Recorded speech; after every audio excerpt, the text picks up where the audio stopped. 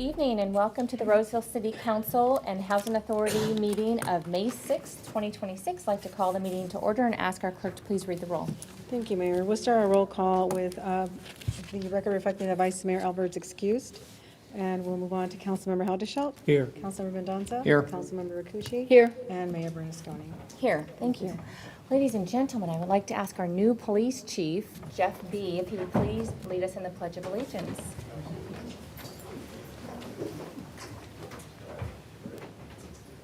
Pledge allegiance to the flag of the United States of America and to the republic for which it stands, one nation, under God, indivisible, with liberty and justice for all. Thank you. I'd like to ask our clerk if she would please announce the meeting procedures. Great, thank you. Good evening, everyone, and welcome to the City of Roseville City Council meeting. Agendas are available at the end of the staff table to your left and also on our city's website. All comments from the public should be directed to the City Council and not to staff or the audience.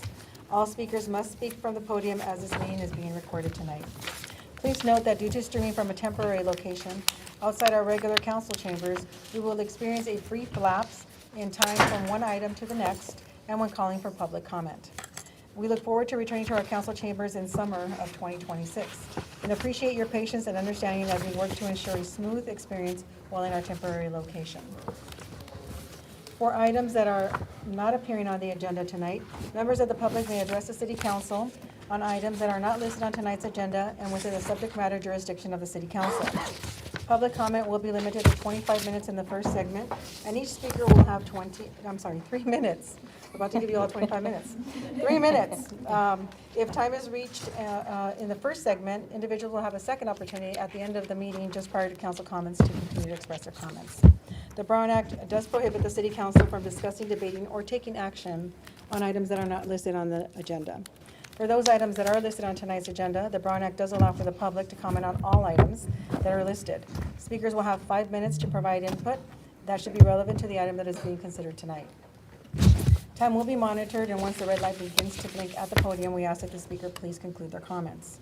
The City Council encourages public participation and requests that you please be courteous during the meeting. Lastly, if addressing the City Council, please consider stating your name for the record. With that, welcome to the City of Roseville.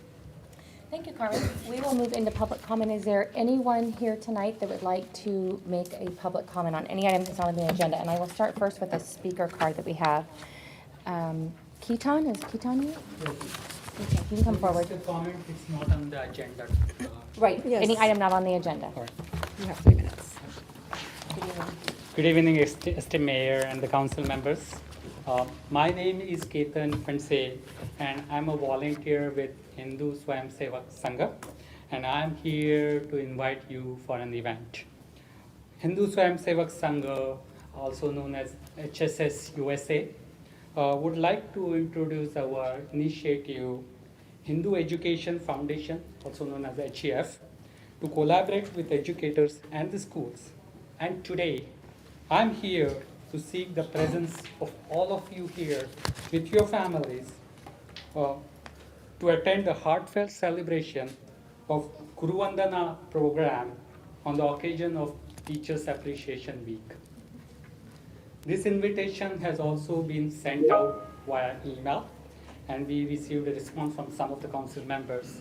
But again, we are here to invite all of you in person. What is Guru Vandana? We are all aware of the profound impact that teachers have on the lives of their students. Their dedication, hard work, and passion for teaching play an invaluable role in shaping the future generation. This event is our way of expressing gratitude to the educators for their invaluable role in shaping the future generation. In Hindu tradition, Guru Vandana, meaning salutations to the teacher, honors the deep respect and reverence for teachers. HF has been conducting the Guru Vandana, or the Teachers Appreciation event, to honor teachers in local areas all across the US for many years, honoring thousands of teachers. In 2025 alone, approximately 2,000 teachers and many civic officials attended the Guru Vandana across 150 programs all throughout the USA. when and where. Right? This event is being hosted at the Rukala Elementary School's multipurpose room in Rock Lane on Sunday, May 17th, 2026 from 2 p.m. to 4 p.m. followed by some tea and snacks. The program features cultural performances by students, a small presentation on Hindu traditions, and a very special teacher felicitation ceremony. It is a wonderful opportunity to engage with the local Hindu community and experience the beautiful tradition. For more details about the Hindu Education Foundation, you can visit www.hefusa.org. And if you have any questions for this specific event, please feel free to reach out to either me or Mr. Lalit Kumarji, who sent out the email. We are hoping you can take some time from your busy schedule and be a part of this wonderful initiative to honor the teachers. Thank you. Namaste.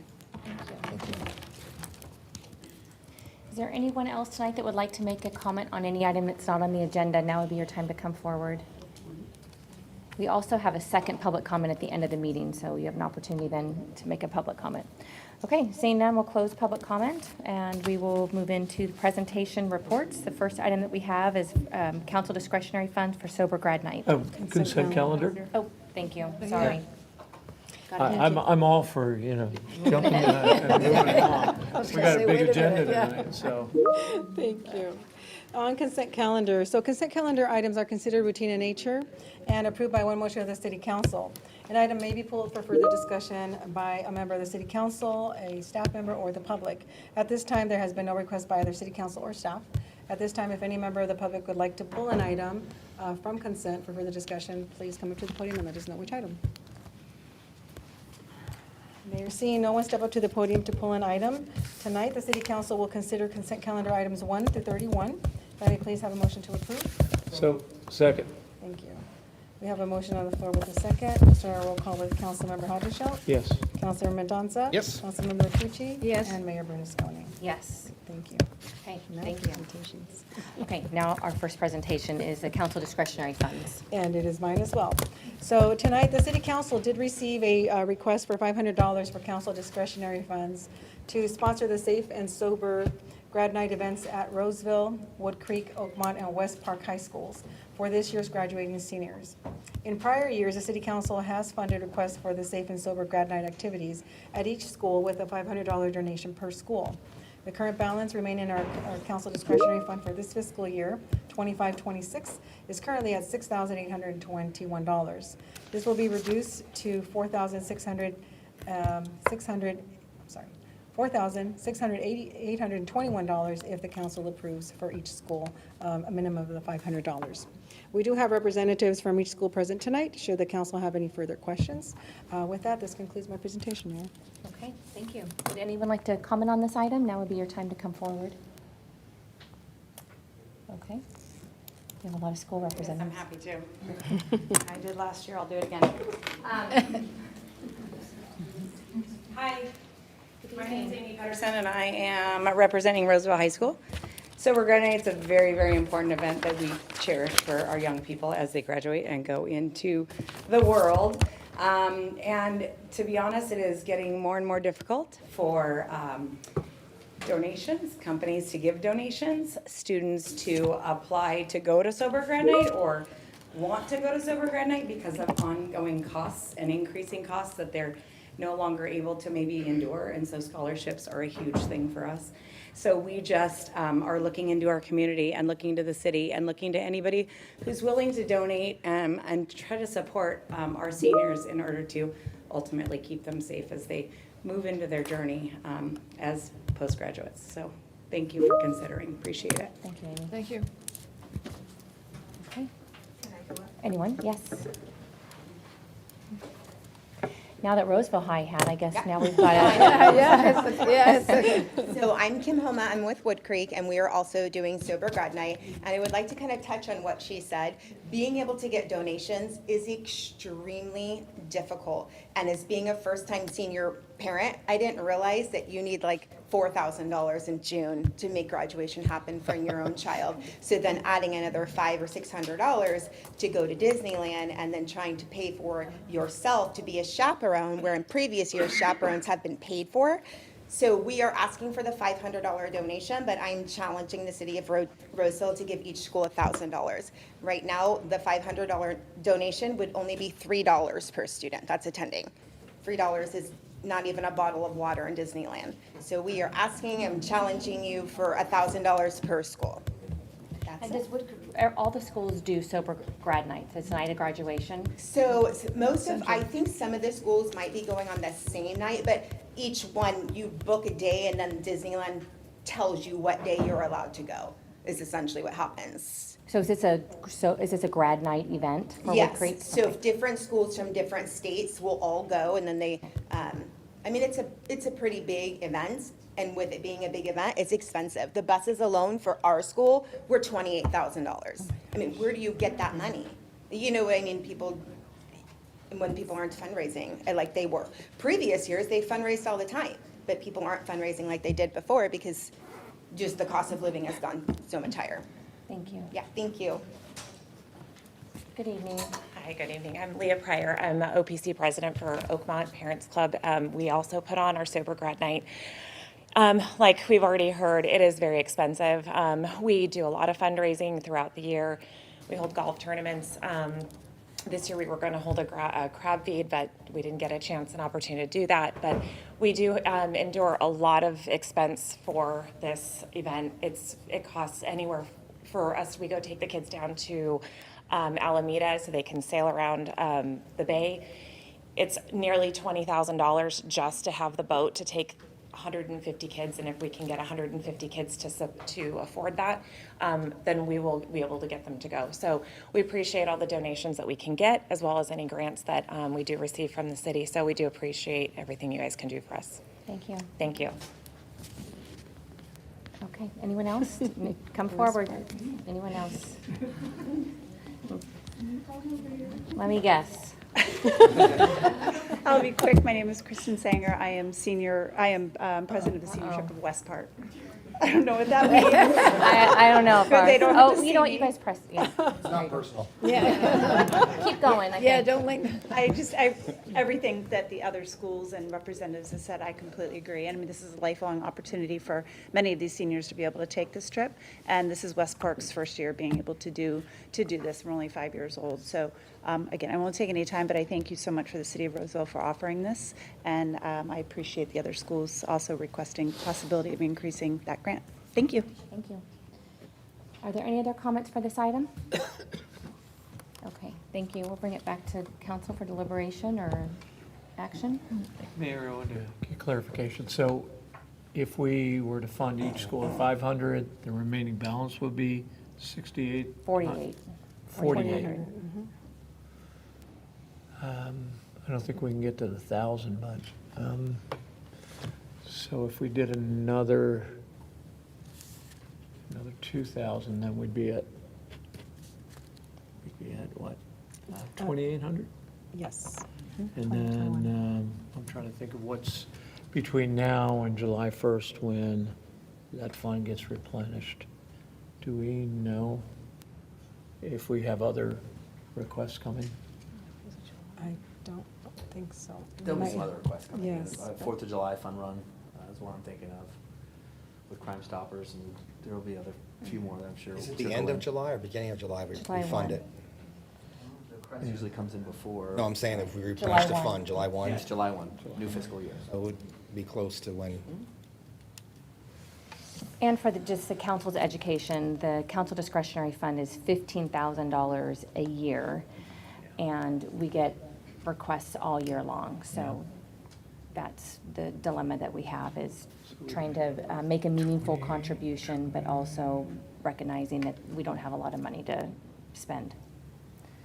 I propose we going up to 700 per school. I don't know if we can get to 1,000 and be responsible with what we have, but I would make a suggestion to my fellow council members at 7, unless someone has something different.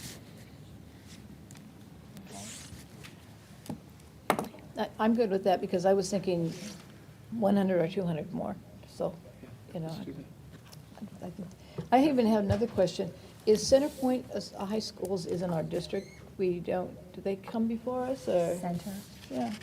No. We just do Roseville. Those are the only ones we have. I'm just, you know how you think about the other ones, oh, we're gonna get them next week, you know? It's like, okay, that's just a question. But I'm looking, 100 or 200. Yeah, I support what Tracy recommended, because that would be 2,800 total, is my math right? Yep. And then we'd have a nice even number remaining in the. That's kind of what I was thinking too. I'd support that. You want to make a motion? Okay, so I'll read the motion. So on item number 32, the city council will consider approving council discretionary funds for the Safe and Sober Grad Night event for Roseville, Wood Creek, Oakmont, and West Park High Schools in the amount of $700 for each school. May I please have a motion to approve? So moved. Second. We have a motion on the floor with the second. We'll start our roll call with Councilmember Helderschelt. Yes. Councilmember Mendoza. Yes. Councilmember Rakucci. Yes. And Mayor Bernasconi. Yes. Thank you. Thank you. Thank you all for being here tonight. Thank you. Thank you.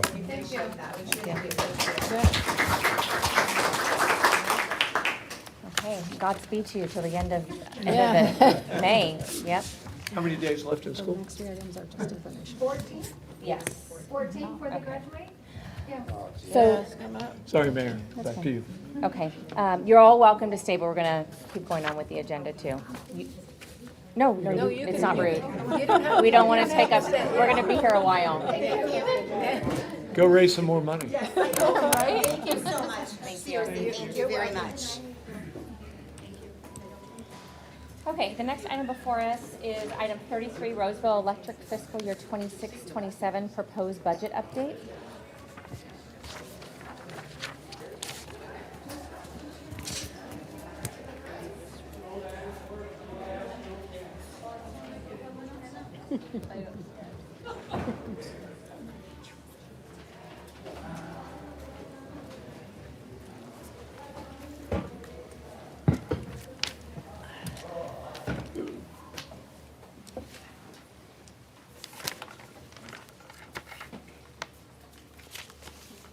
Good evening.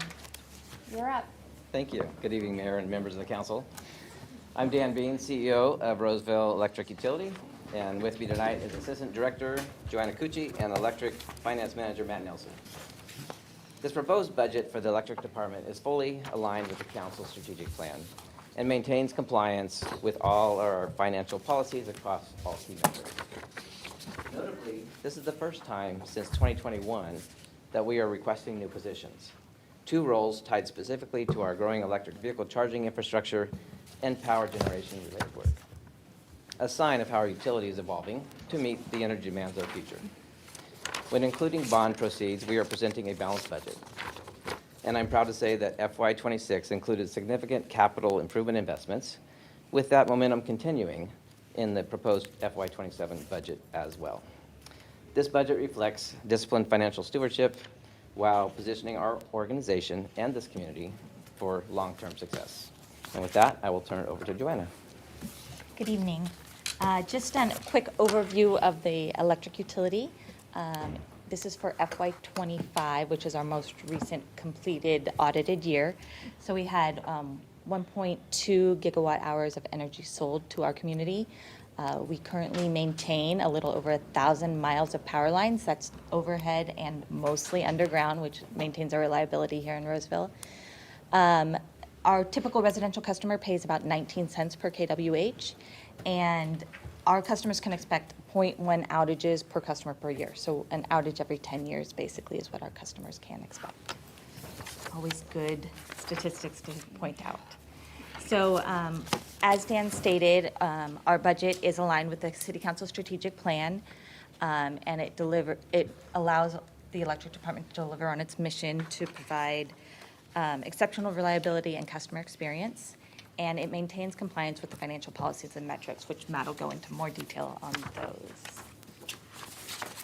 So what does the electric utility budget cover? So the first thing is electric operations. So this is the maintenance, power purchases, and day-to-day operations of the utility. This is what keeps the lights on every day. The next up is capital investments. These are our long-term capital projects where we're spending a significant amount of money to position ourselves for the future, whether it's on the distribution system, the generation system, or even IT systems. The next up is the franchise fee. The franchise fee is 4% of all expenses for the electric utility, and that is directed to the city to cover parks, recreation, police, and fire specifically, helps fund those services. The utility also covers the cost of streetlights and traffic signals. 50% of all the customer service costs, environmental utilities pays for the other half of that, and that's for our billing team and our customer service team here at the Operations Center. We also cover 50% of the UEC, the Utility Exploration Center. So the other 50% again is covered by our friends at EU. And then the final thing is our share of city support services. We don't work alone. We work with all of the departments of the city, including finance, the city manager, the attorney's office, and so we pay our share of those services that the city provides. I'm going to turn it over to Matt. So for a fairly busy table, but reporting on both current year FY26 and then proposed FY27 budgets. So looking at the first the first column on the left and the column in the middle, this is all current year, how we're looking. So the budget of energy sales, first line, we're pretty much in line with budget there. Sliding down to the other revenue line, the reason there's a slight dip there is our low carbon fuel standards. Credits from the state are coming in a little lower this year than expected, so $1 million less there. And then on operating expenses, pretty true to budget there. We have some increased expenses on our generation operations side, which I'll touch on also in the non-operating revenue lines. So going to non-operating revenue, we budgeted $6 million and we're at about $10 million. A lot of this is from one-time reimbursements, both from insurance claims and also some development and CDWR payments that we took on as part of some generation projects. Non-operating expenses, pretty in line with what we had budgeted at $17 million. And then jumping into the capital section, you see the slight increase in capital revenue. That actually is increased from new services, so new homes out west being developed more than anticipated. So that is developer paid fees in that revenue line. And then, of course, those costs also bumped up the expense line, but also there, driving it from $43 million to $57 million is heavy generation investment. We've got new generators coming online and upgrades to all of our generating units. So it gets us to the main bold white line, but kind of how Dan mentioned. So it looks like we're at -20 in the middle column forecast for FY26. However, we successfully issued bonds in the amount of $80 million this past January. And so we are planning on using $48 million in proceeds to cover that. So in this view of the electric fund at the budget level, you can't really just net it on that capital line, but that $48 million at the bottom would go into that capital expense line basically to help that out. So now shifting to proposed FY27, you see energy sales is up over FY26. That is mostly due to our biggest customer, Bosch, ramping up production. And so they're basically planning to double their load in FY27. And so that drives pretty much a $5 million increase there. The other revenue being all of our LCFS and greenhouse gas funds, again, staying flat with our current expectations. Operating expenses, it looks flat, which sounds impossible because we do have increases in operating expenses. However, it's a good year for energy and gas purchases, so our power supply and generation costs are down, so they kind of net each other out to look flat versus FY26. Sliding into non-operating revenue, it looks like a drop-off, but that is because both in FY26 budget and forecast, we had those one-time payments that kind of drove it up. So really that leaves about $4 million, most of that being just our interest revenue on our fund balances. And then non-operating expenses, the slight increase, again, is related to us issuing the debt. We have more principal and interest payments on our bonds, and so that increased from 17 million to 20 million. Sliding into capital for FY27, our capital revenue is more in line with what we had budgeted last year. We don't expect to see one-off increases again, so we're budgeting it at 10 million, pretty flat with the 9. And on the capital expense side, you see it pretty flat with last year's budget.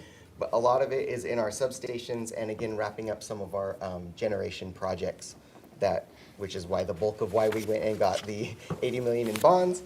And so again, so you look at the net annual cash flow line, it looks like we're minus 10, but we're planning on 15 of that being funded through the bond proceeds. So we're looking pretty healthy there for FY27. To the key financial policies, so through all of the proposals in FY27, these are the two metrics that definitely the rating agencies look at. So we have our goals set at 250 days cash on hand and a 2.0 debt service coverage ratio. And as proposed for FY27, we'll look to have, we will exceed both at 335 days cash on hand and a 4.29 debt service coverage ratio. For a more kind of graphical view of a lot of the same information of adopted FY26 on the left and proposed FY27 on the right. Again, pretty flat in both the operating and capital. However, we called out some of our larger expenses. So in the orange bar of capital expenses, the Holt substation, which is a brand new substation in kind of the Creekview specific plan area, will be budgeted for $11 million with these funds of FY27. And our largest operating budget line item is our purchased power line at 96 million, so we kept it under 100 for FY27. And Dan also led up to some position requests, and so we kind of have, the first item is about our generation needs. Again, adding generators to our fleet and then also upgrading. We have 3 new positions to support the expansion and upgrades of these generators and increasing our power plants. 2 are in operations and 1 is in engineering. We are also adding 1 new position for citywide EV charging program development. We have more and more EV charging throughout the city at various city sites, park sites, and so we're getting that spun up with an extra person there. And then the last item is actually a net zero body ad. We are replacing a vacant substation technician with a senior of that level to be able to perform more advanced testing at the generation units, and then also to coordinate with our operations staff and maintenance at the generation plants as well. So. Okay, so back to me, and I'm going to quickly wrap up here. So looking forward, some of the financial risks and challenges we'll see going forward. Purchase power and natural gas costs are always, in the back of our mind every moment of every day. Looking forward and trying to create an environment where we're getting the best price for these 2 commodities, because this is really the bulk of our budget. In addition to that, making sure our renewable energy resource procurement is on point. There's a lot of requirements around renewable energy purchases that we have to maintain in terms of the length of the contract, the type of renewable. There's a lot of moving parts to that. And so we do expect to hit our compliance period 5 requirements for renewable energy, which honestly a year ago seemed a little out of reach, but our power supply group has done an amazing job getting contracts procured, and so we are expecting to meet our CP5 at the moment. It looks like we're going to hit it. Great. That's good. Very good. Another thing that really drives some of our financial risks is the natural gas transportation costs. We pay natural gas transportation costs to PG&E, and that happens as part of a PG&E rate case, which I'm sure everyone's heard of PG&E rate cases and how those go, generally much higher. But we do work with a consortium of other utilities to basically negotiate that rate. Currently, we have a negotiated rate that saves us from the published rate from PG&E. That renews every 3 years, so basically every 3 years we're like, is it going to happen again? So we'll be working on negotiating that rate lower again. However, if that were to not happen, we could see increased costs there. As always, legislation and regulatory actions drive a lot of what we need to do in an electric utility. So those, every year we're following every proposed law that comes out that could impact us to see where that impact lies. Air Resource Board regulations, honestly, right now, this is focused on cap and trade, or cap and invest, which is the new name for that, and how many allowances each utility will be allocated. So our regulatory and legislative groups are working on comments and things like that for that proposed legislation. Labor market adjustments are always on the horizon. We do plan for that always in our forecast, so they're not really a surprise. We do make an assumption. And then finally, economic uncertainty, where the economy is going, is always a question, and how people are going to use energy. And then finally, this is kind of just a look to the future. Some of this is in the next year or two, and some of it's a little further out. As Matt mentioned, and you've heard a lot about, is the RPP2 repower at $45 million. We should be wrapping that up late, hopefully midsummer, but definitely by August. In addition to that, we're looking at a $28 million investment in the RPEAK units, which are out at RPP2. We'll be doing upgrades, and then phase 2 is making them permanent on the site. Matt mentioned the Holt substation supporting Creekview and probably Omarosa Ranch. And then $7 million for the Vernon Street substation rehabilitation is on the horizon, but a little further out than the others. And that concludes our presentation, and we'll be happy to answer any questions. Council have any questions of staff before we go to public comment? Yeah, just a couple of general questions.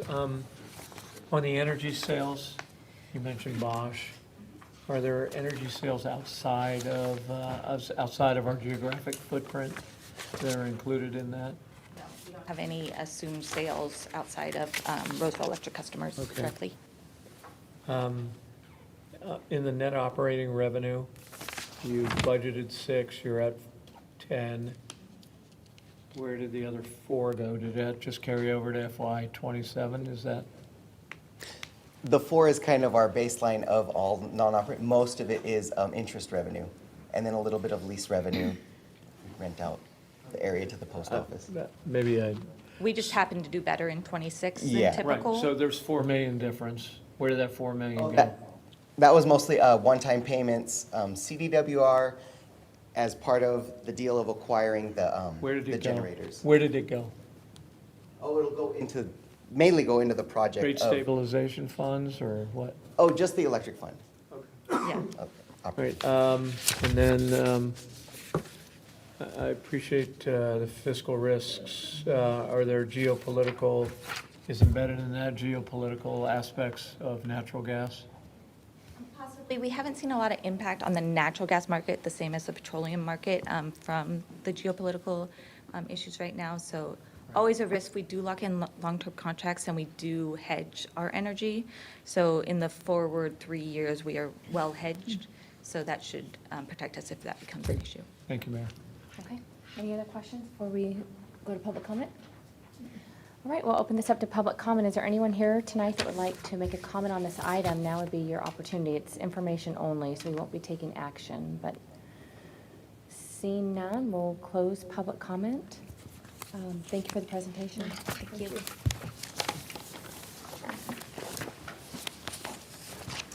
The next item we have before us is also information only. We will hear an update from our Environmental Utilities Department for fiscal year 26-27, the proposed budget update.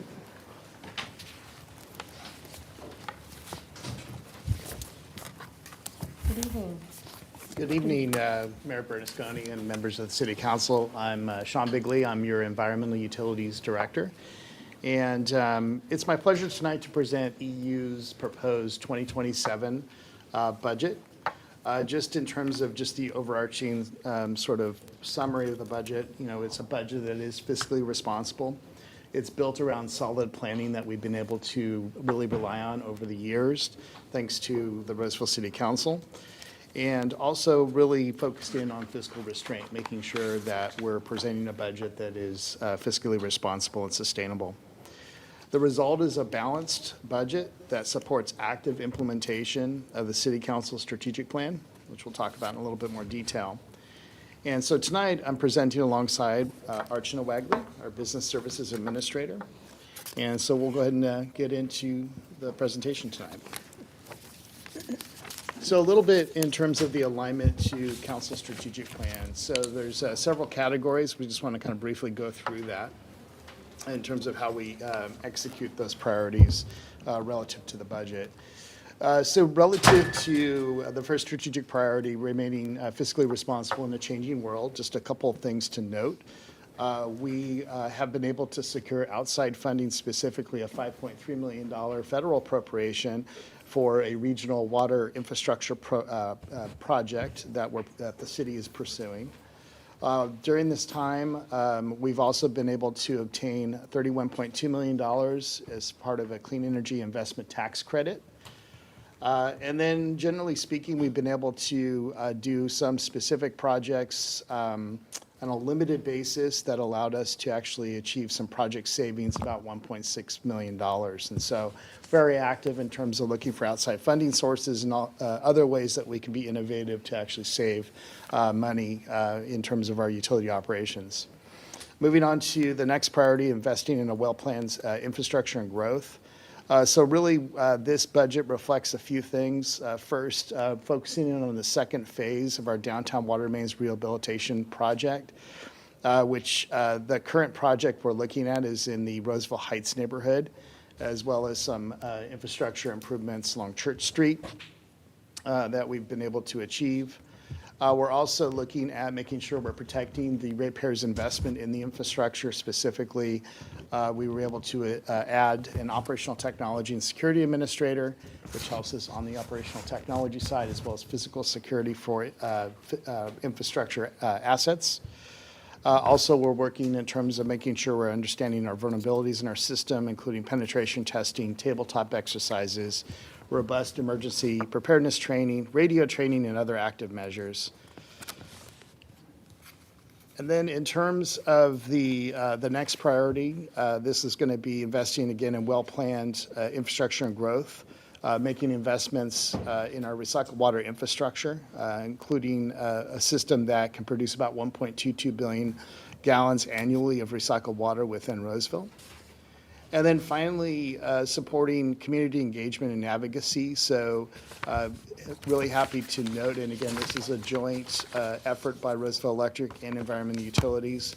We have seen our annual visitorship at the Utility Exploration Center get up to about 89,000 visitors.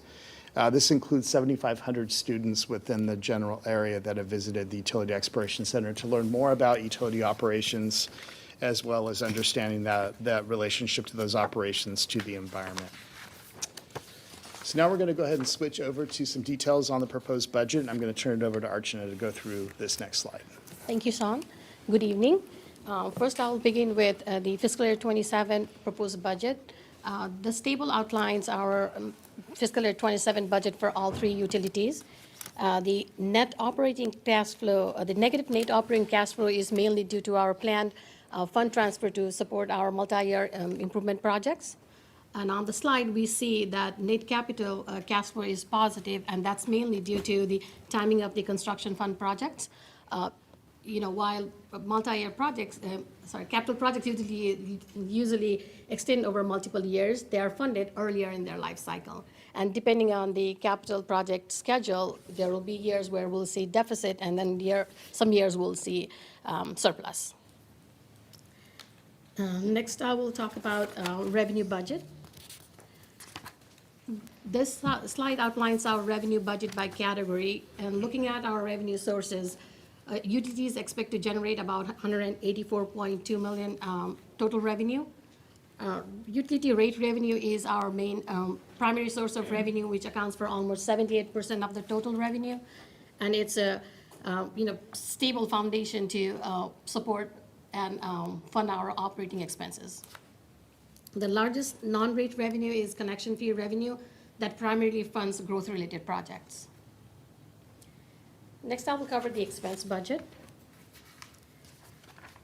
This slide outlines both our operating and capital project.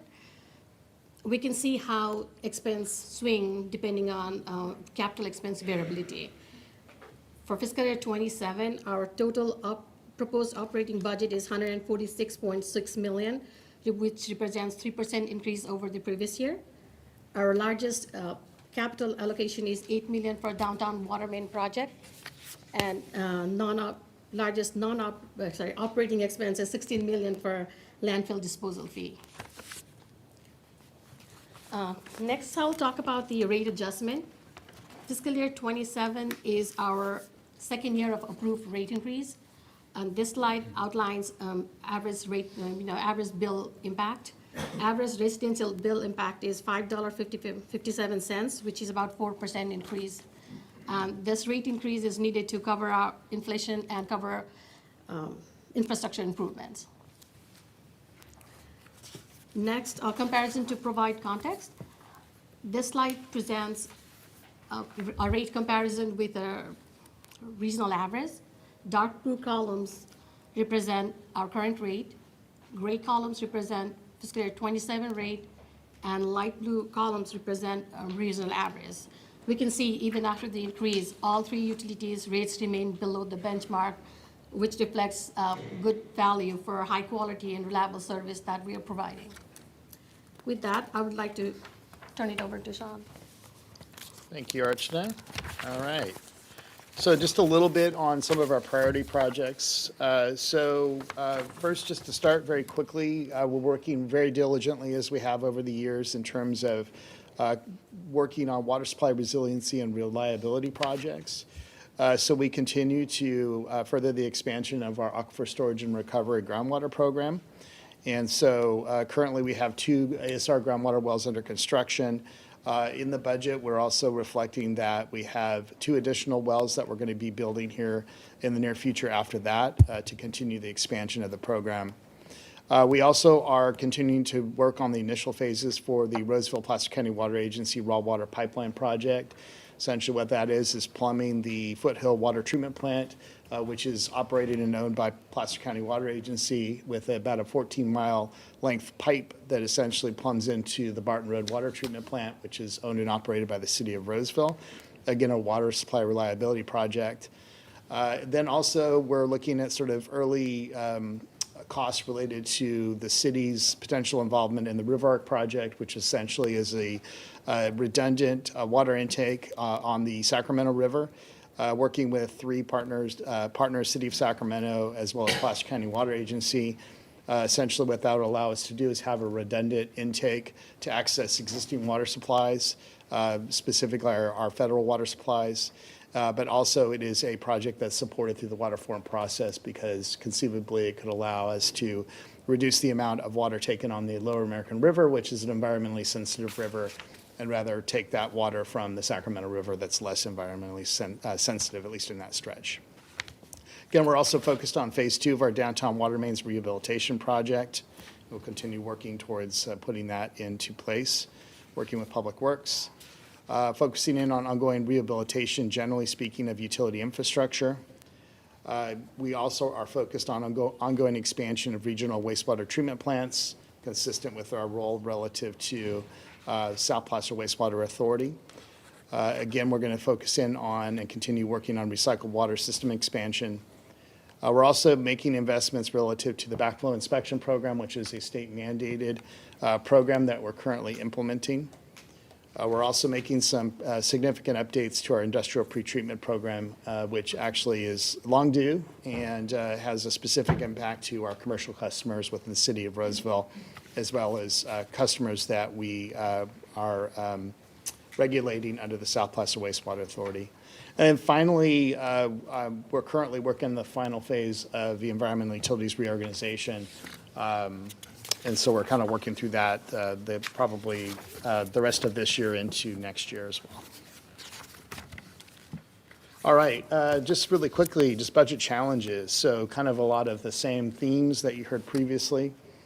So basically, we are definitely impacted by regulatory burden and compliance costs. We're looking currently about 500 plus legislative bills that continue to expand regulatory requirements.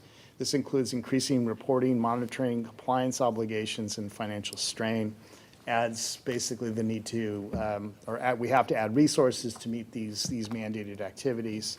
One example is, in implementation of the backflow inspection program, we're looking at about $300,000 to get that program up and running to be in compliance. Like many private and public sector organizations, we also face workforce constraints, specifically attracting and retaining engineers, SCADA technicians that work on our operational technology infrastructure, maintenance staff, and other things, mainly due just to the competition out there and making sure that we're competitive relative to wages. And then we are also facing just backlog relative to capital projects. This has to do with capacity limits and just making sure that we try to put enough capacity in place to make sure that we can meet the commitment that we've made to our customers to build infrastructure that's needed, as well as rehabilitating and taking good care of that infrastructure that our customers have invested in over time. And then it goes without saying, we're also subject to escalating costs, things like rising material costs, disposal costs, external labor costs, obviously do increase our financial sustainability. So this is really kind of reflected in cost increases in the FY27 budget as well as the previous FY26 budget. All right, next slide.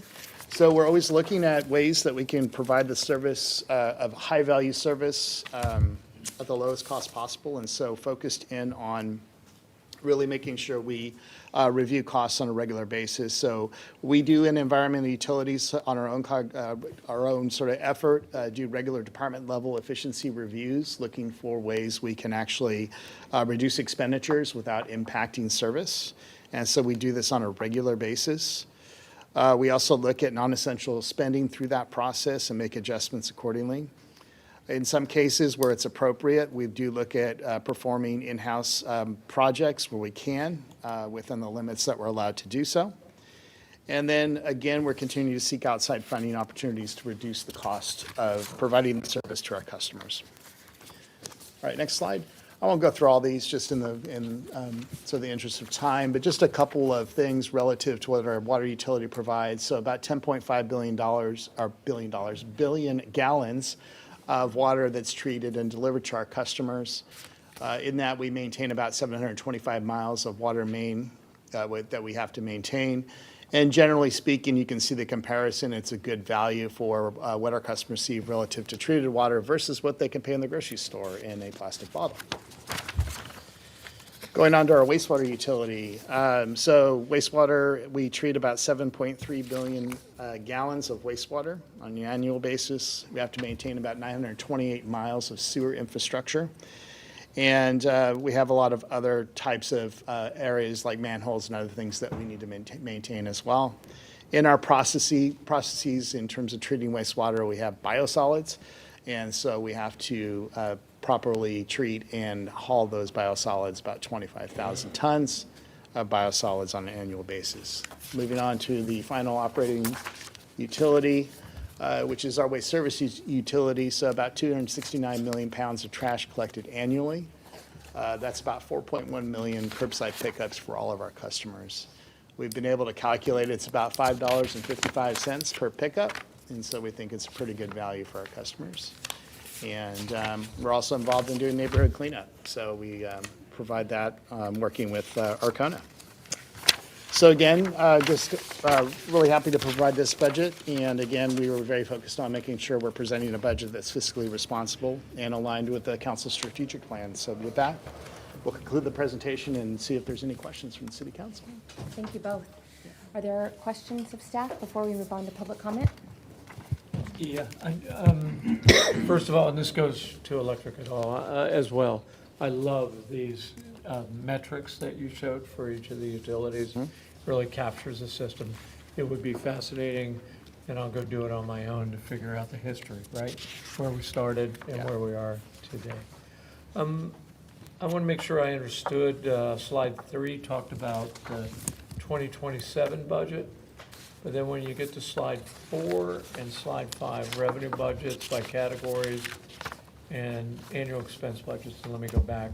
So the proposed budget is for all 3 divisions. Mm-hmm. But the next one, the revenue, does that include all three? All 3 utilities combined. All 3, yeah. And because, yeah, I didn't see it really broken out till you got to the rates. So I was just trying to do math here. So, okay, thank you. That was my question.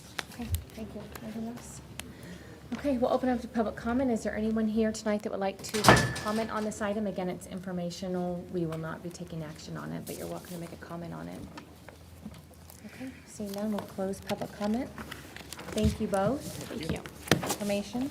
Well done. Okay.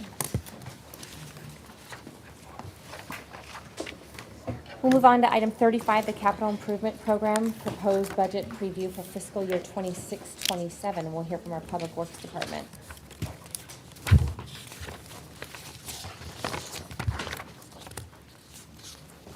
Good evening, Mayor Bernasconi and members of the council.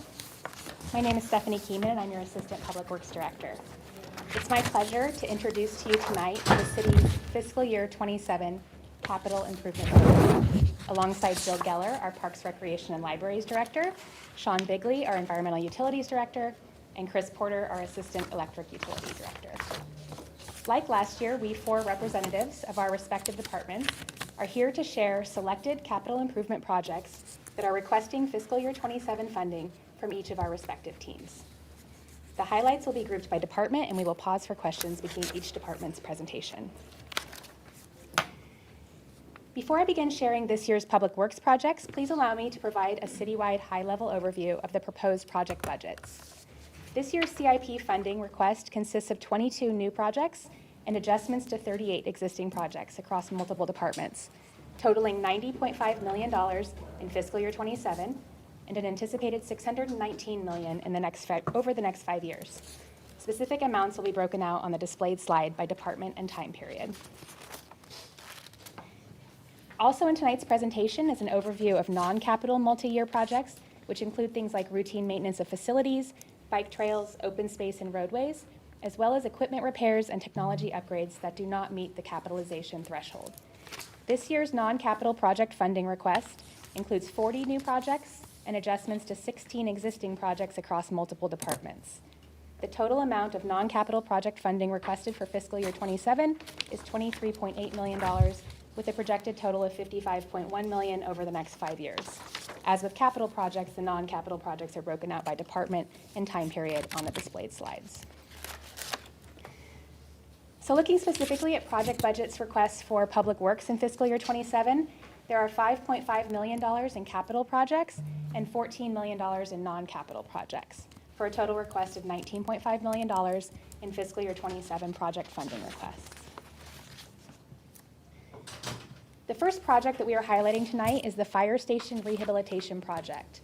This project will fund a variety of necessary maintenance improvements across 6 of the city's fire stations, including things like parking lot resurfacing and striping, HVAC and flooring replacements, plumbing improvements, exterior painting, and grout repairs, amongst a few other things.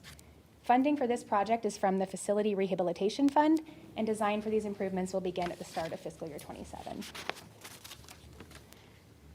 The next project I'm touching on is the Mahaney Fitness Center Cooling Tower Replacement Project. The request for this facility specifically is $250,000, and it will replace the cooling tower, which is an essential component of the building's air conditioning system, which has reached the end of its service life.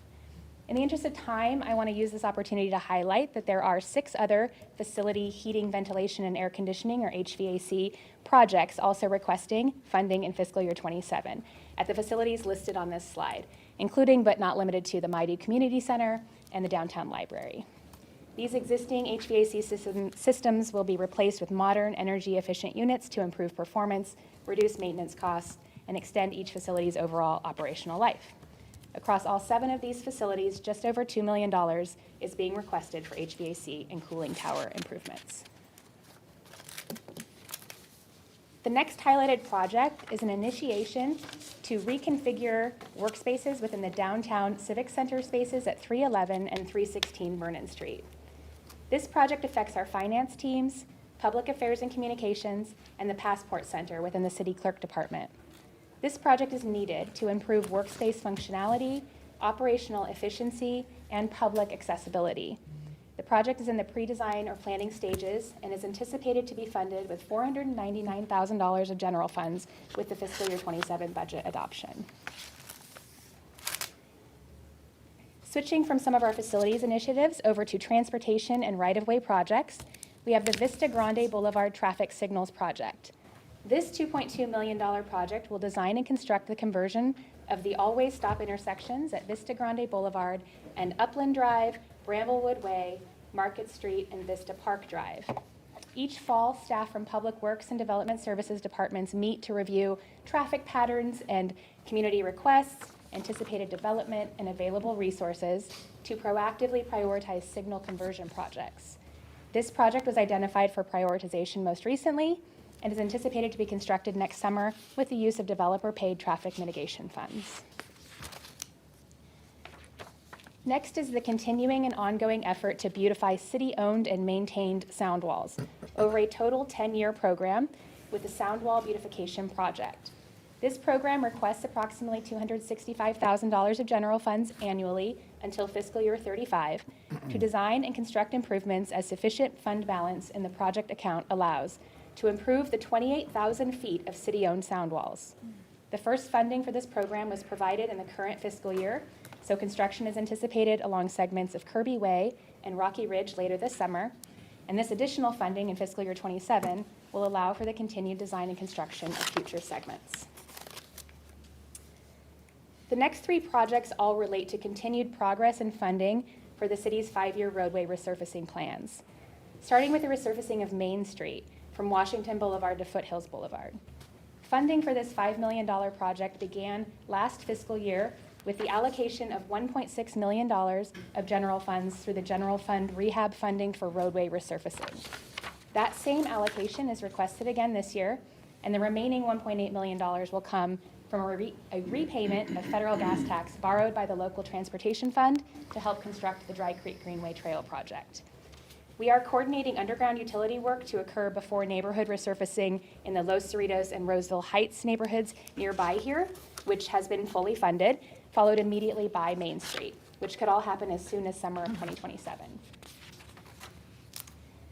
In the meantime, we are advancing the design and construction of residential resurfacing within the South Kirby and Kirby Ranch neighborhoods. The project is requesting $3.75 million of gas tax funding for these areas in fiscal year 27. Finally, in roadway resurfacing, we have the Fitiment Road Arterial Resurfacing Project from Baseline Road to Blue Oaks Boulevard.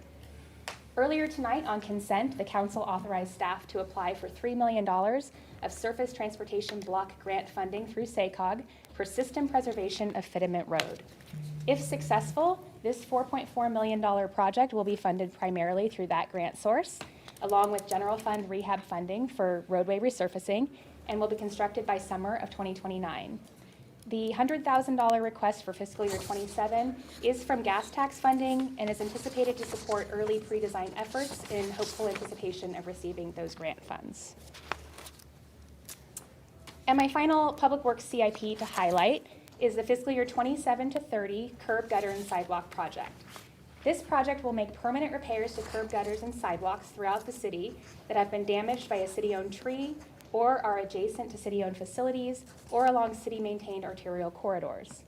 For fiscal year 27, this project will be funded with $500,000 of gas tax and $125,000 of general funds in alignment with our continued efforts to accelerate repairs of damaged sidewalks that we are aware of and to proactively inspect and repair others. And before moving on to Parks, Recreation, and Library projects, I'm available to answer any questions that you have on Public Works projects. Thank you. Any questions of Stephanie? Okay. Okay, well, good evening. Good evening, Mayor Bernasconi, members of the council. I'm Jill Geller, your Parks, Recreation, and Libraries Director. I'll be presenting our FY27 CIP projects for PRL. We're requesting $17.9 million in capital project requests and $2.1 million in non-capital projects. This is a total of $20 million in FY27 project funding requests for the Parks, Recreation, and Libraries Department. Our first project is DF50. This is a 1.9 acre neighborhood park located in Sierra Vista at Brooksley Drive and Canyonland Court. We're currently in the public outreach process for this park. We would anticipate construction to begin in the spring of 2027 with completion in late 2027. The construction cost of $763,000 is funded through the Sierra Vista Neighborhood Park Fund. Renovation of the Roseville Aquatics Complex is currently in design. These renovations will include replastering of the competition pool and upgrades to the locker room and showers, including ADA improvements. The anticipated start of construction is fall of this year, with the work being completed in advance of the summer 2027 swim season. This project is estimated at $5.5 million and will be funded in the PRL Capital Projects Fund by FY25 surplus. The Maidu Regional Park batting cage conversion project supplements existing funding to add additional improvements in the location of the non-functioning batting cages at Maidu Park. This project envisions converting this area to include pickleball courts and batting tunnels. A public workshop was held in April, and redesign of this area is underway. This $300,000 is funded through the citywide park fund. KT 51 is a 4.2-acre neighborhood park located on Garibaldi Drive, just west of Santucci Boulevard in Sierra Vista. Public workshops for this park are underway, and we expect to begin construction in spring of 2027. The construction costs of $1.7 million are funded through the Sierra Vista Neighborhood Park Fund. Phase 2 at Pistachio Regional Park adds a splash pad, a play area, and support features such as parking and restrooms. The project is under design and expected to break ground sometime in FY27. Funding for this project includes $2.1 million from the West Roseville Citywide Park Fund and $2.5 million from the Public Facilities Fund for a total of $4.6 million. The Hillsborough Park renovation project includes replacement of the basketball court, drainage improvements, and conversion of the horseshoe courts into cornhole. The cost for this project is $375,000, funded through the PRL Capital Projects Fund. C60 is a 6.8-acre park site adjacent to Winding Creek Elementary School in Creekview. Public outreach for the design of the park is underway, and construction is expected to start in spring of 2027. The park's construction cost of $3.9 million is funded through the Creekview Neighborhood Park Fund. The soccer field turf renovation project renovates some of the grass soccer fields that are located in our parks and are at their end of life. After heavy use over the years, the field's wear and tear and the compaction of the soil have left them in a condition beyond what we can address through an annual overseeding approach. Some fields will require regrading, planting new grass, and potentially upgrading the irrigation system to ensure playability and overall safety. This $195,000 will be funded in the PRL Capital Projects Fund by FY25 surplus. And our last project addresses some of the city's streetscapes through a $1 million investment, again requested through FY25 surplus. Staff have completed a thorough inventory of our streetscapes and have identified areas where the landscaping and irrigation have reached end of life. These improvements may include more natural features, like you see in this photo, as there are many areas where water is not available or it's too costly to repair due to broken irrigation being located under the roads or the sidewalks. These types of improvements are still attractive and more fiscally responsible considering long-term maintenance costs. We're currently getting cost estimates, and this funding will allow us to begin these improvements in FY27. So before moving on to environmental utilities, my staff or I would be happy to answer any questions you have regarding our projects. Staff have any questions of Jill?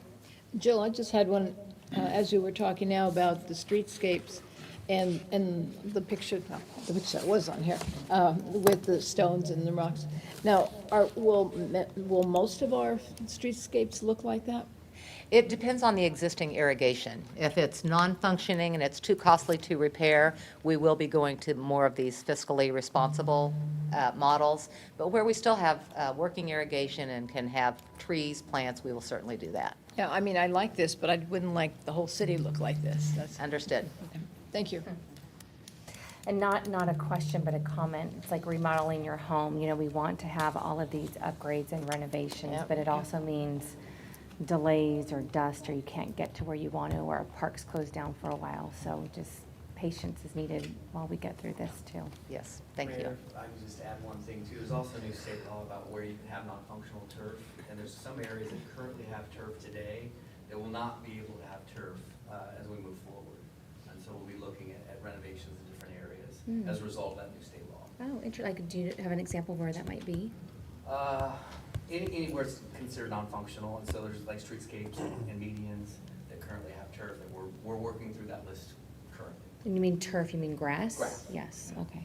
Artificial turf, okay. Well, you know, I'd like to keep a list of what we do on those. I know we'd have to anyway. It's just unfortunate that we have to do it that way, you know, being forced to. It's good to do it if we don't have the water in an area or we need to, you know, make it look better, but not just to pull it out because we have to pull it out.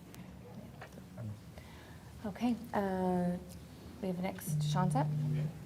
So we'll go ahead and get started with Environment and Utilities. So hello again, Sean Bigley, Environment and Utilities Department. All right, so the first project is our downtown water mains replacement project phase 2. So essentially this request provides funding for design and construction of replacement water mains, valves, and fire hydrants in select locations of the Los Cerritos and Roseville Heights neighborhoods. Collectively, these are established neighborhoods between Church Street and the Placer County Fairgrounds. Much of the neighborhood's water distribution system was constructed more than 50 years ago. The department intends to add resiliency and longevity to that water system area by replacing key water mains, constructing additional mains, and upgrading fire hydrants along the way. Project was very similar to the water main replacement project from 2022 in the Hillcrest neighborhood near Garbarino Park, which the photos here on this slide were taken from that project. So essentially, the RFPs have been issued for design services this past month. And essentially, this calendar year will wrap up design and look to construct next calendar year.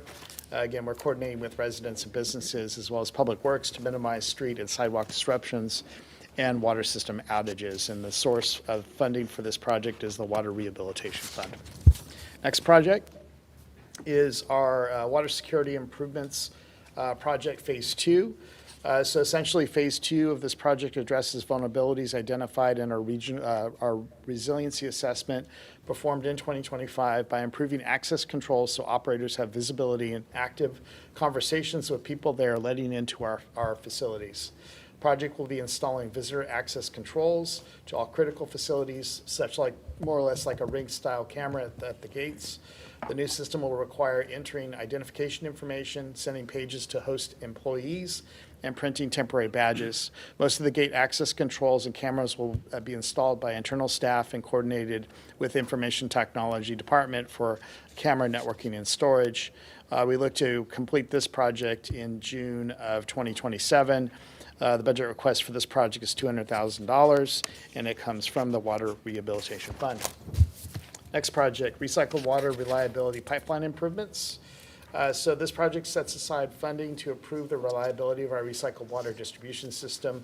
It builds on findings from the recent recycled water systems evaluation and focuses on upgrades needed to keep pace with growing demand and maintain long-term performance. The work includes construction of a 30-inch diameter recycled water pipeline from the recycled water pump station at the Dry Creek Wastewater Treatment Plant. The funding source for this project is the Wastewater Rehabilitation Fund and the Recycled Water Construction Fund at a cost of about $2.2 million. Next project is our Painted Desert Recycled Water Pipeline Improvements Project. This project provides funding to install a new recycled water pipeline on Painted Desert Drive to mitigate pressure deficiencies within the recycled water system as demands continue to grow in that area. The project is estimated to be just over $1 million, and the funding source for this project is the Wastewater Rehabilitation Fund. Next project, Dry Creek Wastewater Treatment Plant, tertiary filter rehabilitation. Project provides funding for the rehabilitation of the tertiary filters, including equipment and controls at the Dry Creek Wastewater Treatment Plant. The focus is on maintaining a reliable treatment process, ensuring continued compliance with water quality requirements. Cost of the project is $6.8 million. Funding source is the Wastewater Regional Rehabilitation Fund. Next project, West Roseville Recycled Water Pump Station capacity improvements. So this project provides funding to upgrade the West Roseville Recycled Water Pump Station to meet future capacity needs and support growing demand in the area. The improvements will enhance system performance and ensure reliable long-term operation. Project costs for FY27 is about $959,000. Projected cost for FY28 about $3.8 million. Funding source is the Wastewater Rehabilitation Fund as well as the Recycled Water Construction Fund. That is the final project for Environment and Utilities. I'd be happy to answer any questions you may have.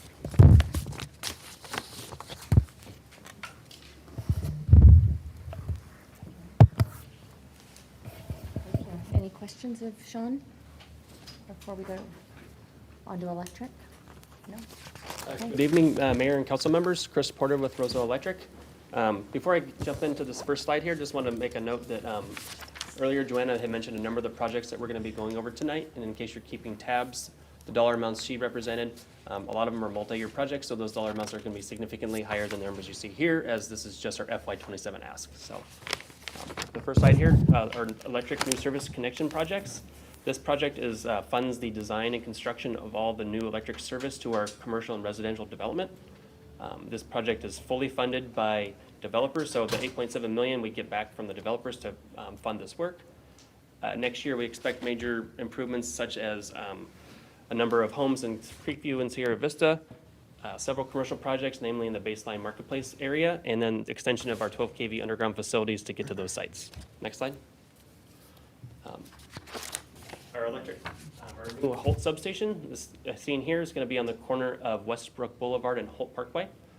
This is a new substation designed to serve the Creekview and Amarosa Ranch subdivisions. This project is currently in design phase. We've already ordered the transformer for the substation, as it's a 3-year lead time. We're currently embarking on the major civil design of the project, with anticipation of starting civil construction next spring, and then hopefully have the substation online by the summer of 2028. Next slide. Our peak phase 2. This is the units that we acquired from the state back in the fall of 2024. Originally, these units were intended to be sited on the site for up to 3 years. As we've now taken ownership, we plan to operate these for 20 plus years. So we have a number of significant improvements to make to harden the facility so it lasts those 25 years. Our Foothill substation 60 kV upgrade, about $1.5 million is needed to replace the 60 kV disconnect switches, which have reached end of life. The substation was built around 1989, so the substation's coming up on 40 years old. In addition, while we're in there, we're going to be adding a 60 kV tiebreaker that will improve the reliability and safety at the substation. Next year, we plan on design and construct a operations training facility at our training yard. This is located out at Hilltop Circle. This facility will be used to house the training facility we need to train our linemen, substation techs, and metering techs. It'll give us the opportunity to provide very specific training to them on the systems that we use. So this will improve our operational reliability, our safety of our employees, and they will also enhance our efficiency as well. And the last project I have is our outage management system. Our current outage management system is looking to be replaced. It doesn't have a lot of connections to our other on-site software tools that we use. It requires that we have redundant maps that have to be manually maintained, which can lead to errors. Those errors could cause delays in our ability to restore our customers. So while we embark on this project, we also plan on having, besides the integrations with our other software platforms, hopefully have a better tool that presents data better to our customers. And with that, any questions on any of these projects? Thank you very much. Any questions? Yeah, I do. So I don't know if it's electric or it's PRL. So the maintenance of trees, is that covered by Roseville Electric funding or PRL funding? It depends on what the work is that's being done on the trees.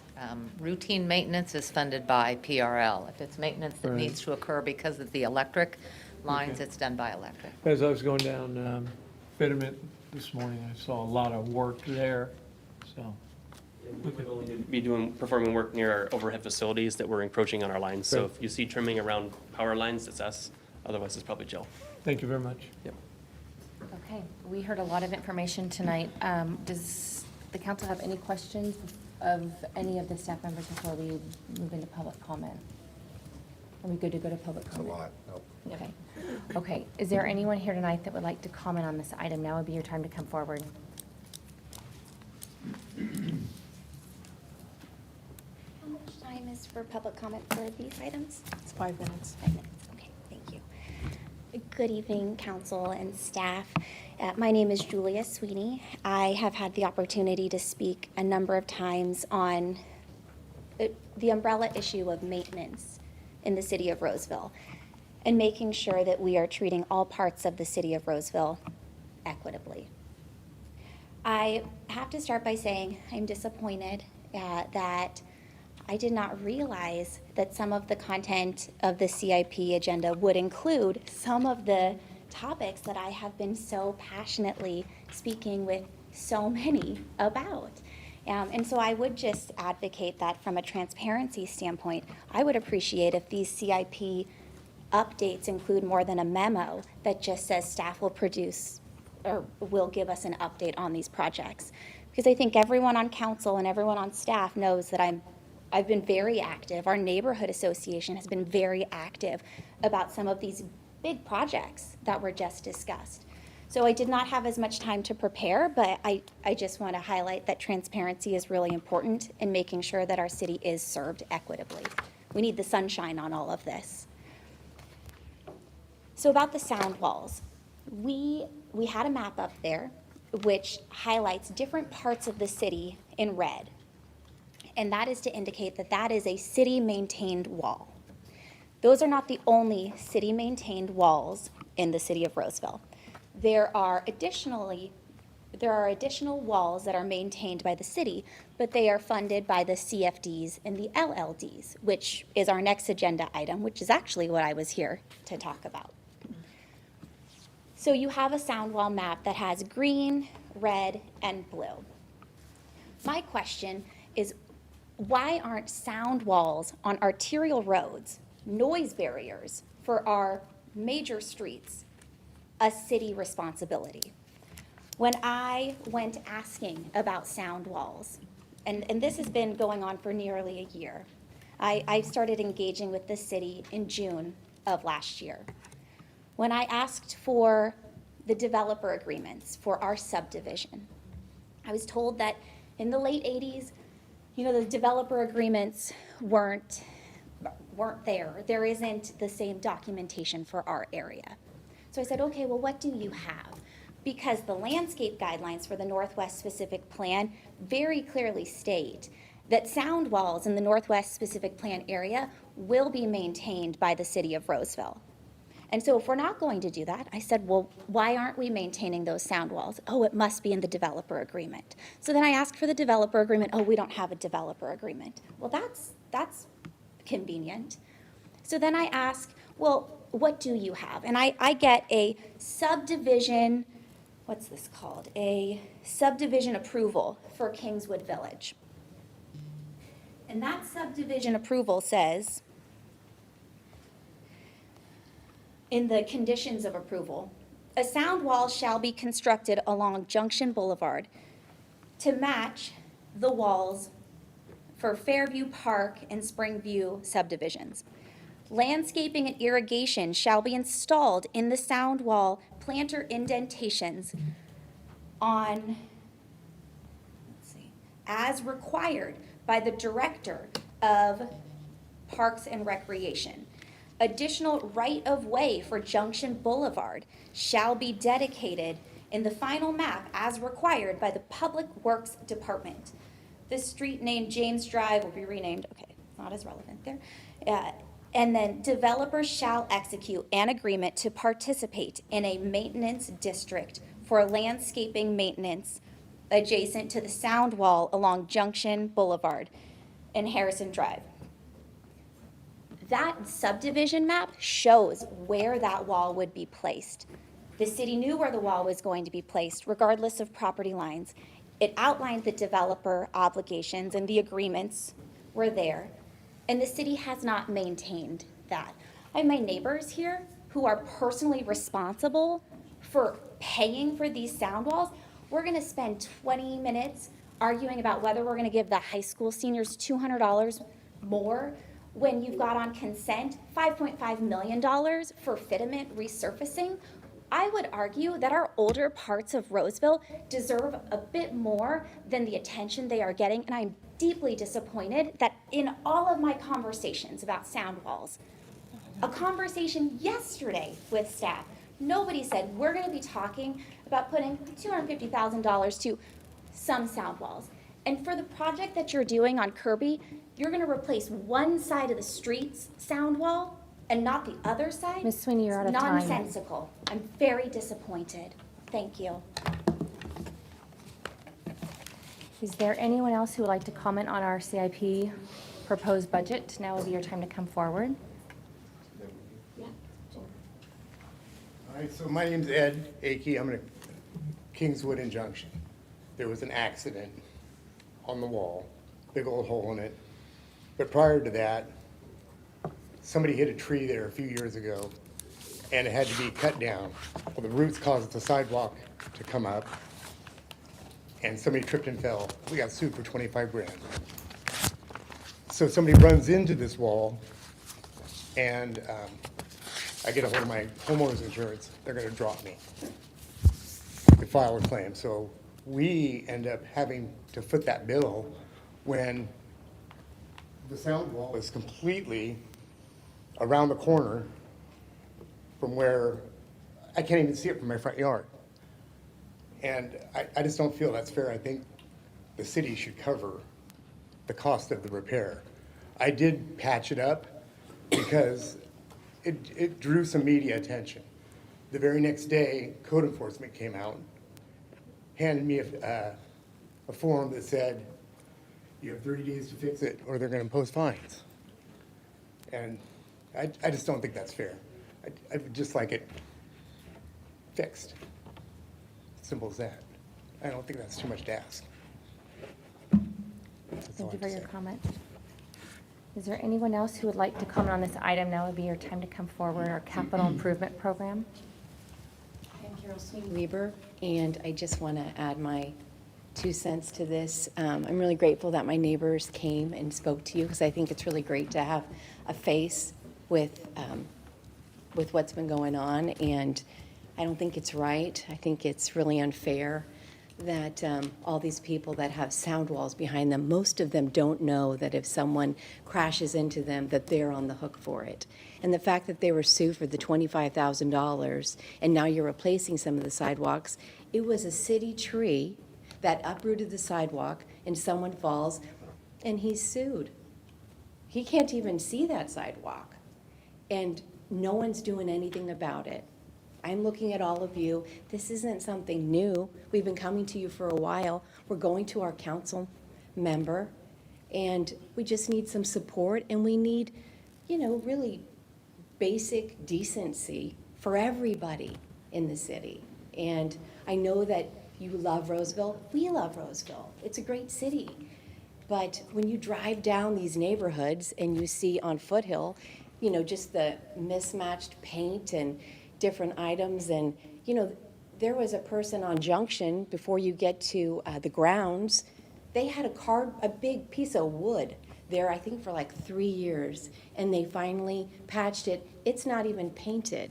So even with my neighbors and their entry into our neighborhood, we pass it every time we drive into the neighborhood. We see an unmatched, hodgepodge look going into our neighborhood. That's not okay. You wouldn't want that in your neighborhood. And it's not okay for our neighborhood. And it just seems with $1 billion budget that you would have the money and the pride for all of the city, not just the new areas, all of the city. And I'm just really shocked. Most people are shocked when they hear it, but people aren't coming. But I think more people are going to start coming because the traffic that's increased going to the grounds, they're going to have more accidents. If you want to buy a piece of property, you probably don't want to buy a house where there's an arterial wall, because you're responsible for it and you don't even know it. So, someone once told me about the 5 Ps. Prior planning prevents poor performance. There's no plan. There's no plan for the paint. If you really just drive down Foothills Boulevard, it's at least have some, continuity of colors or something that people can actually fix it so it looks decent. It doesn't, but no one seems to care. And that's really disheartening. So I know there's so many great things, the soccer field, the parks, pickleball courts, so many great things, but the basics need to be tended to. So thank you. Thanks for coming. Thank you. Is there anyone else here who would like to make a comment on this item? Now would be your time to come forward. Okay, seeing none, we'll close public comment. This is informational for us only. Appreciate your presentations. We will move now into item 36, which is the 26-27 Landscaping and Lighting Districts Assessment Initial Proceedings, Intent to Levy, and Approval of Engineers Report from our Finance Department. Good evening, Scott.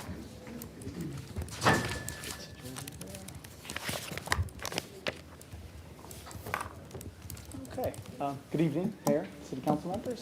I'm Scott Pettengill, Finance Director for the city. I don't have a PowerPoint presentation for this item for this evening. This is a required routine annual step in the process for the city's landscaping and lighting districts, commonly referred to as LLDs. So I'm just going to provide a brief overview of the item. The city has 8 active landscaping lighting districts, and these districts fund landscape, lighting, and related maintenance activities that provide a special benefit to the properties within each of those districts. The assessments are charged only to the properties within the applicable district and are only used for eligible costs within that district as well. The proposed total assessment levy for all districts is approximately $1.79 million compared to approximately $1.72 million the prior year. And the levies vary by district based on the specific improvements, maintenance needs, and reserve levels, and assessment methodology for each individual district. So I do want to clarify that tonight's action does not approve the final levy. Tonight's action would initiate the proceedings, declare council's intent to levy the annual assessments, preliminarily approve the engineer's reports for fiscal year 27, and set the public hearing for June 3rd, 2026 city council meeting. The timing is important on this item because the final levies are due to the county by June 30th, and that deadline ensures the assessments can be included on the upcoming property tax roll. That concludes my presentation, and we are available to answer any questions you may have. Okay, excellent. Any questions of Scott before we go into public comment? No? Okay, we'll open this up to public comment. Move forward. Anyone who would like to make a comment on this item, now is your time. Thank you. And this is the item I planned on coming for.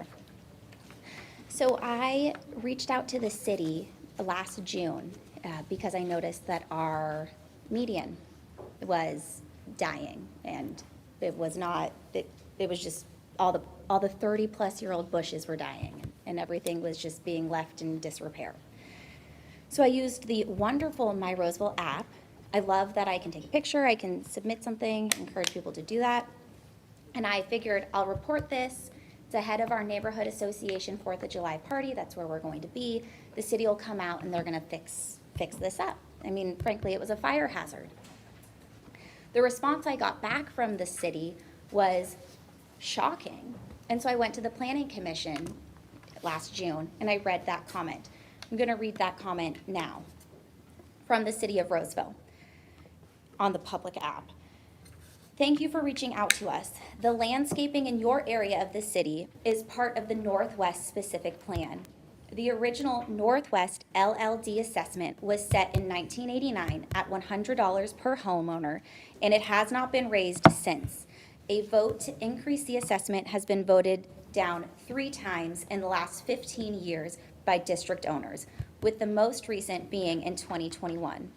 As costs for landscaping materials, supplies, utilities, and maintenance have increased, the district funding no longer supports the level of maintenance that your neighborhood had received in the past and does not allow for the refurbishment and replacement of the aging landscaping. The service level in this district is reduced from most areas within the city because of the reduced resources. Without any additional funding, there will be further degradation of services to match available resources, such as irrigation repairs will be very limited, resulting in further plant loss. Existing landscaping will continue to be problematic due to age and reduced service level. Rehabilitation, replanting, and non-safety related repairs will be extremely limited. Increased costs due to inflation and minimum wage adjustments will continue to impact service levels. We know this is not ideal. However, with the funds available, we will do our best to manage these landscapes to maximize the resources we do have. So I read that and I heard it does look bad in your area. It is underserved in terms of maintenance, and it is only going to get worse. And that didn't feel like a great plan. So I went to the Planning Commission, started asking a lot of questions. I was told, well, this Northwest LLD, I am not in the Northwest LLD. Our subdivision, we are not in the Northwest LLD. So there were some problems with the Northwest LLD and the use of funding in that Northwest LLD. And so as council is preparing to levy again for this coming year, I think that now that we are aware that there were some mistakes made, that there are some adjustments being made to address those mistakes, I would like council to share publicly a report on what happened. How much money was used outside of the district? How do you know how much money was used? Have we done an audit on this? I mean, frankly, I raised concerns about transparency, and I do want to, not just use public comment to get things advocated for, but it feels like maybe that's the way accountability has to happen. So I would request that because there was a mishandling of funds, that when we go to levy the assessment next month, that it include an audit of some kind. And I would expect council to advocate for that in terms of, your goals of fiscal responsibility. And I hope that we continue to look at landscaping and maintenance with a careful eye across the city. Thank you. Thank you. Is there anyone else who would like to comment on this item? Now would be your time to come forward. Okay, seeing none, we'll close public comment. We'll bring it back to the council for further deliberations, questions. Is this informational? It's Actually, this is to setting set a time. set the preliminary hearing. Set the public hearing. Right. You want to read the motion? Does it, no one else has, we good? I think we're ready.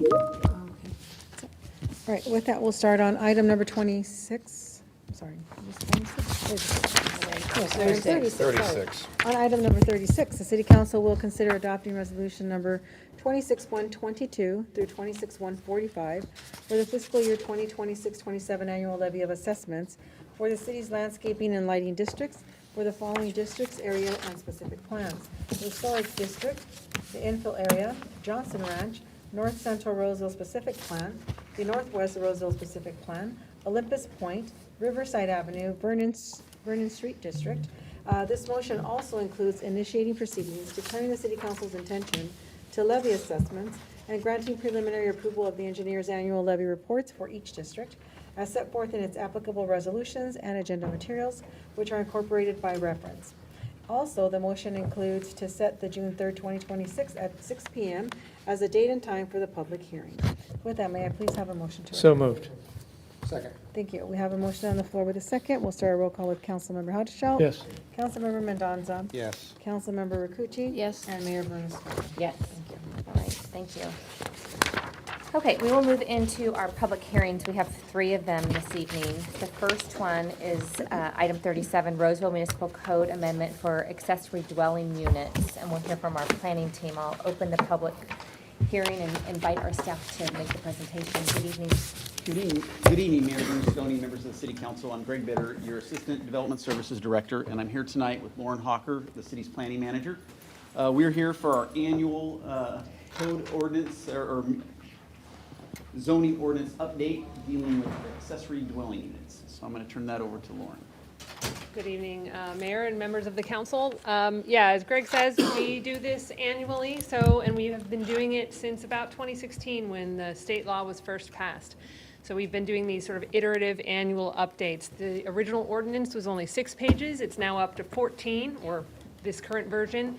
And then legislation passed last year made 2 pretty key changes. So as we were looking at our ordinance and looking at how to incorporate these changes, we realized it was probably time to sort of holistically look at the ordinance and update, reorganize, and improve its readability to the extent that we can. So those are the changes before you tonight, and I'm going to start with those two key amendments so I don't bury the lead. The two key amendments changed in state law have to do with ADU size and the number of ADUs that are now permitted on a lot. So in terms of ADU size, the way that was calculated previously was based on total square footage. That has been changed to interior livable space. So you're excluding garages, closets, storage, hallways. So that table up there shows you that based on total square footage, and this is based on an application we actually received, with a square footage limitation of 1,000 square feet on an ADU of this size, or of this type, this total square footage is 1,400 square feet, and so it wouldn't have been allowed last year. But this year, once you net out the garage, closet, storage, and hallways, it's only 860 square feet. So that ADU is now permitted because its net square footage is lower than the 1,000 square feet limitation. For the number permitted, fair warning, this isn't entirely straightforward, so I'm staying pretty high level, but I can dive into details if you have follow-up questions. So there are sort of two sections in government code about the number permitted. One section having to do with ADUs allowed in a local ordinance, and another section having to do with ADUs that have to be permitted. That second section was modified to say that any combination of the units listed have to be permitted.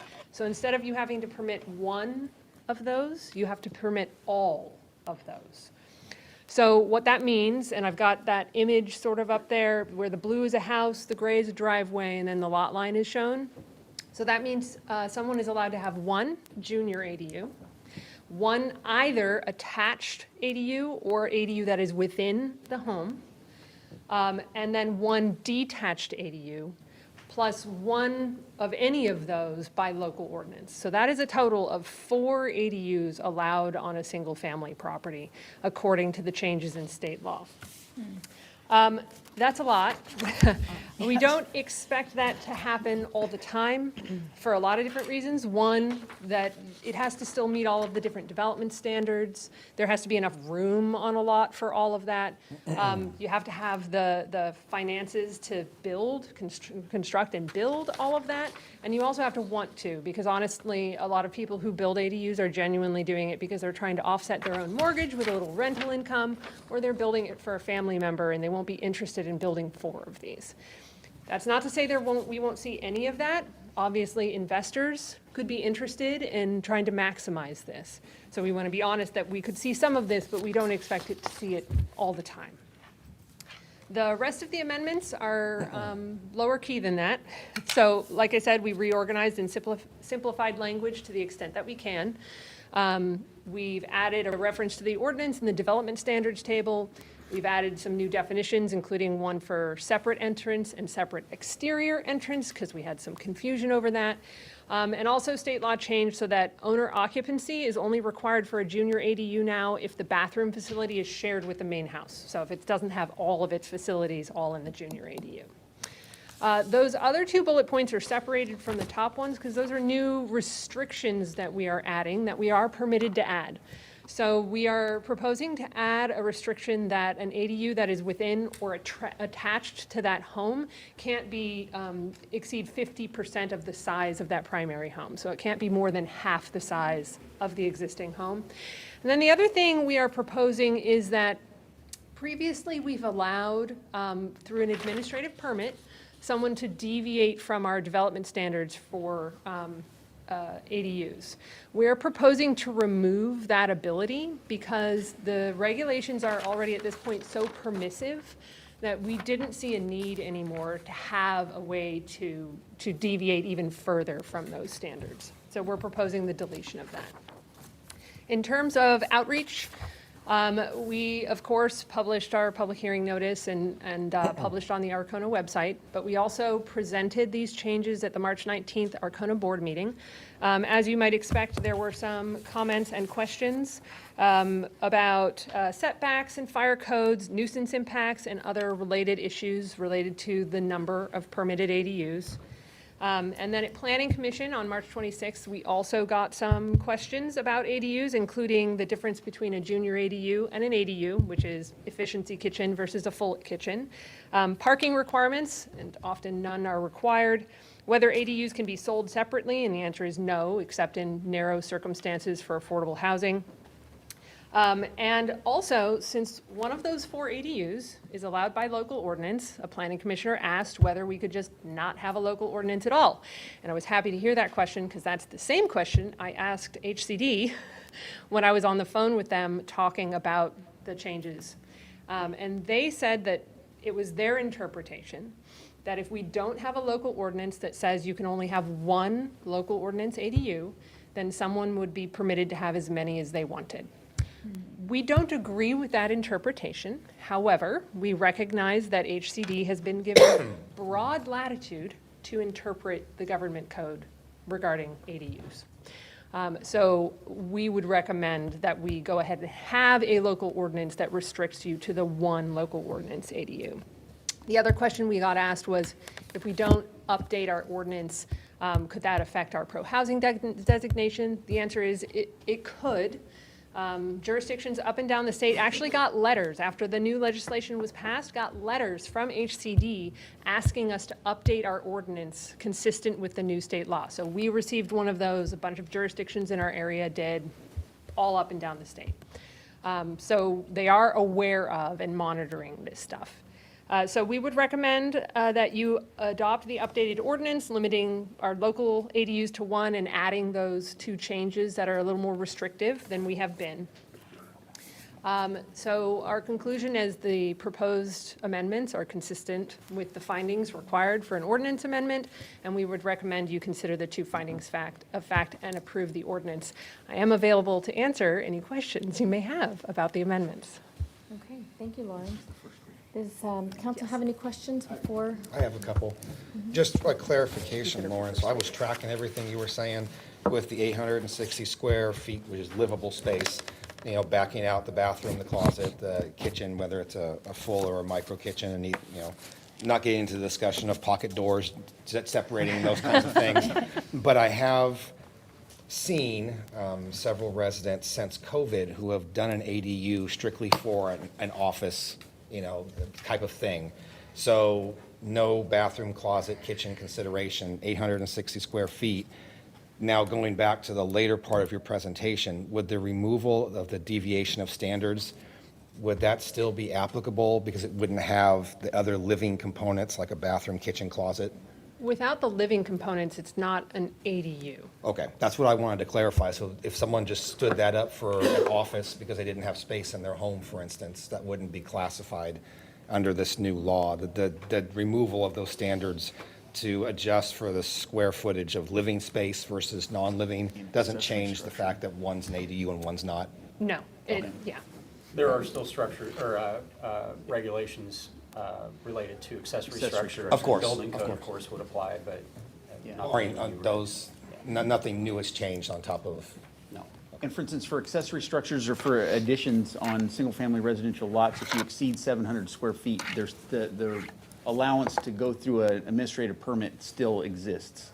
Yeah. So that's how something that exceeded 700 square feet, they would still be eligible to build a small office to Okay. get an administrative permit. Cool. Thank you very much. Any other questions? I have a question. Parking, let's go over parking. Sure. Can you require them to have parking? Because I know before it was like, oh, no, they said, you know, it's just invisible, you know, they don't have to. I'm concerned about that. Yeah, understandably. In most cases, we can't require parking. So there are very restricted circumstances in which we can require parking, and when you're done going through all of those, there are very few circumstances where we can actually require that they provide parking spaces. Encourage people to have parking? And they go, fat chance? Yeah. No, that's unfortunate, because I've just seen, it just loads up all the streets, and, you know, it doesn't help them or the neighborhood. Thank you. Okay, anything else? Okay, we'll open up to public comment. Is there anyone here who would like to make a comment on this item? Now would be your time to come forward. Okay, seeing none, we'll bring it back to the council. I'll close the public hearing, and unless the council has any other questions, I think we're ready for a motion. Okay, thank you.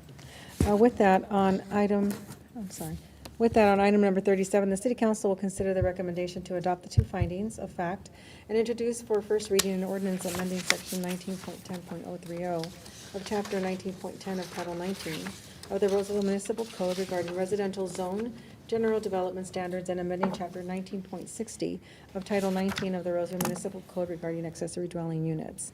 With that, may I please have a motion to approve? So moved. Second. Thank you. We have a motion on the floor with the second. We'll start our roll call with Councilmember Haudashelt. Yes. Councilmember Mendoza. Yep. Councilmember Rakucci. Yes. And Mayor Bernstein. Yes. Thank you. Thank you.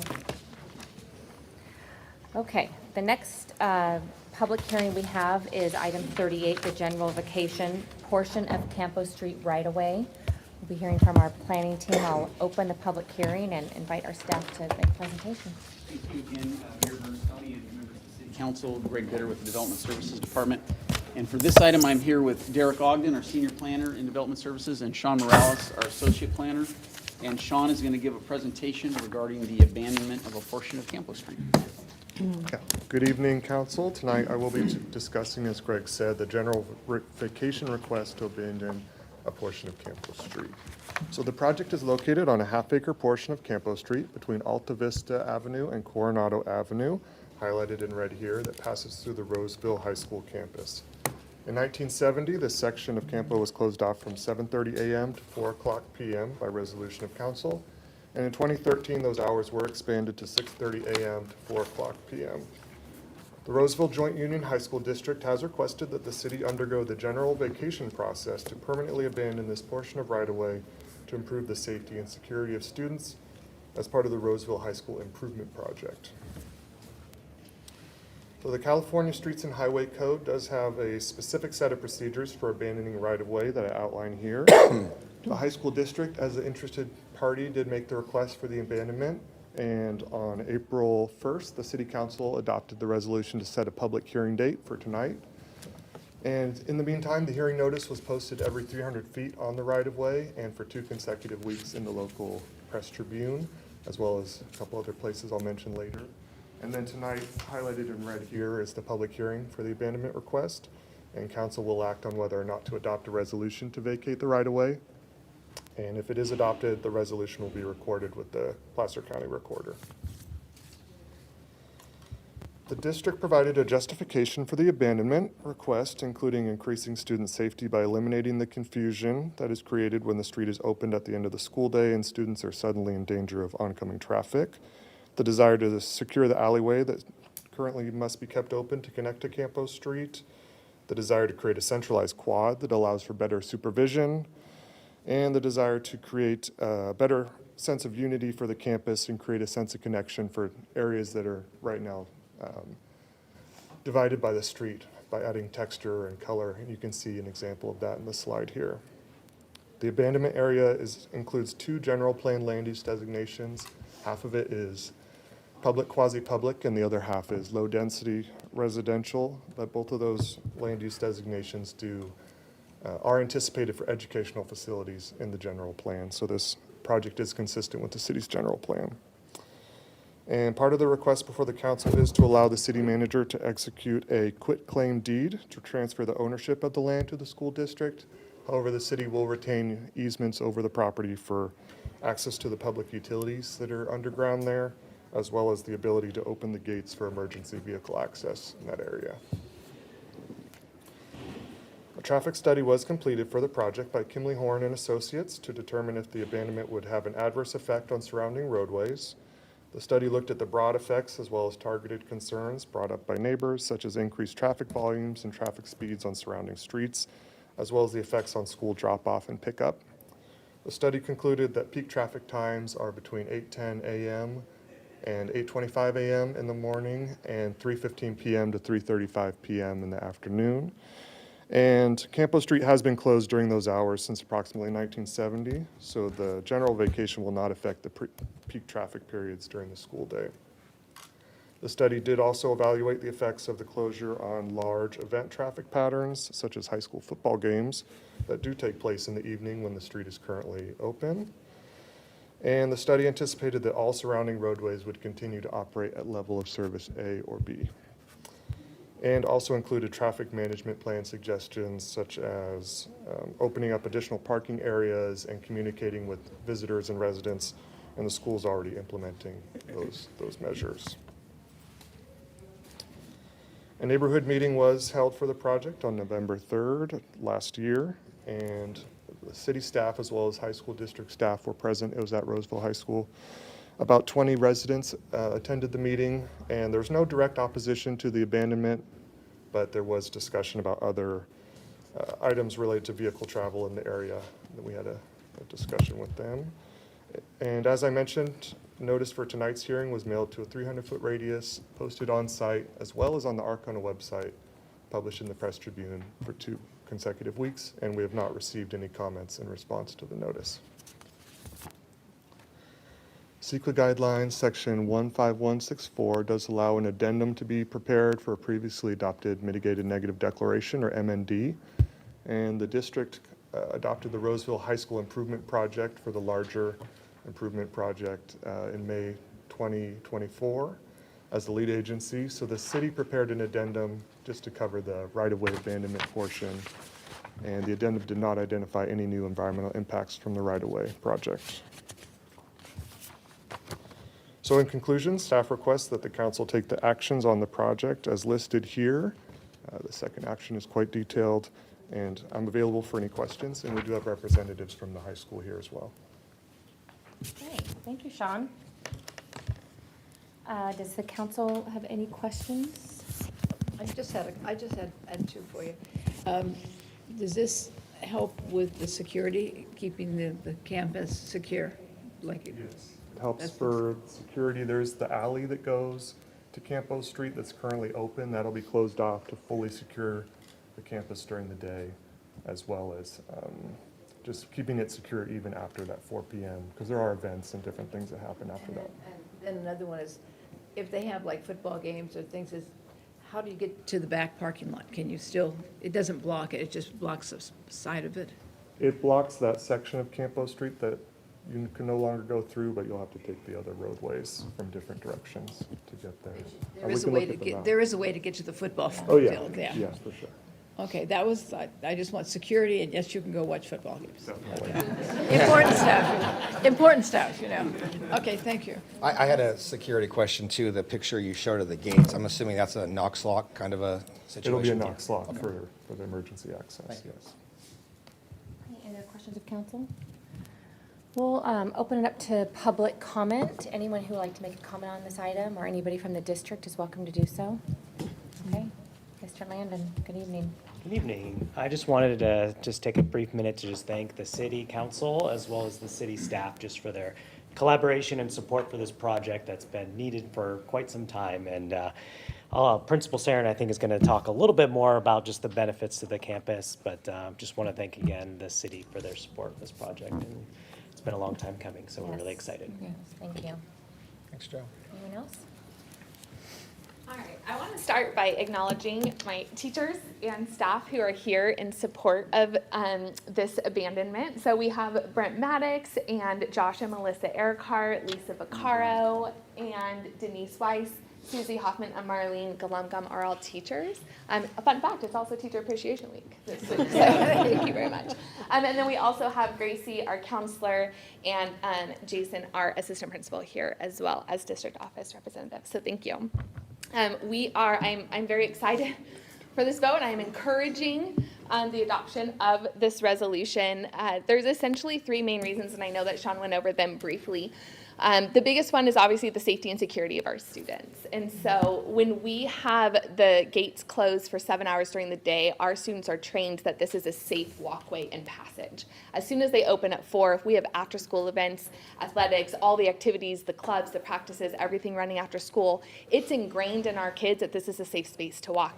I, as a grown adult, have even found myself crossing the street without paying attention to oncoming traffic because it's so ingrained. So having it closed fully alley will really help with that safety and security for our kids.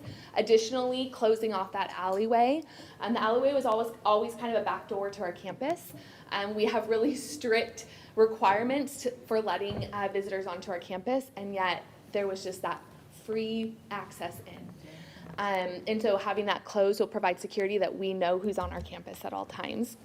And then, of course, for us is the impact it's going to have on our campus culture by having that unified quad that we've never really had. Bringing in the cafeteria and the band room and really providing that cohesive, aesthetically and physically cohesive and unified quad is going to make a big impact on our site.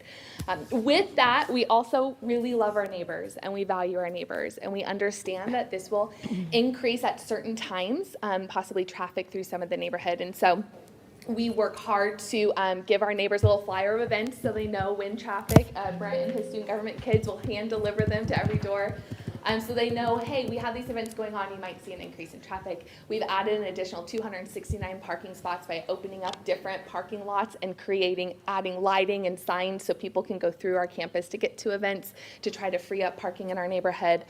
And we're really trying to make sure that our neighbors are not negatively impacted by this closure, which will truly support the 1,450 kids we have on our campus now and the thousands more to come after.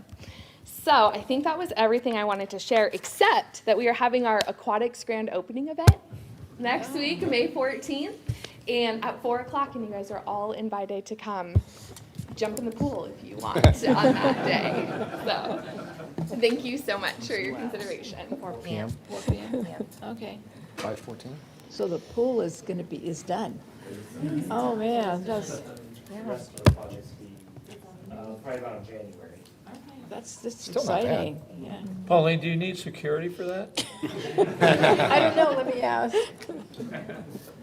Well, Roseville High School is really having a renaissance, and this will help with The that. All second your new century. building and construction and really a community hub. You know, after school, you've got another public Little comment. League. It's a busy place. So, okay. Any other public comment? Hi, I'm Susan Hoffman, and I'm a teacher at Roseville High School, but I'm also someone that lives in the neighborhood. I'm on Alta Vista Avenue. I'm just 2 blocks from the school. I've been a teacher there for 30 years. I got my 30-year pin last year. And as someone who wears both hats, I can say that, yes, I feel very safe walking around the school when it's closed, but I'll tell you that, like, as a person in the neighborhood who walks to school, my husband who drives, it has always been frustrating after school driving in that space because there's so many activities that go on at school in the evening. And so the parents all really don't realize that's a street. And there's been parking issues. They park where they're not supposed to. And as someone in the neighborhood, we're going to be so happy for that to be cut off and just part of the school again.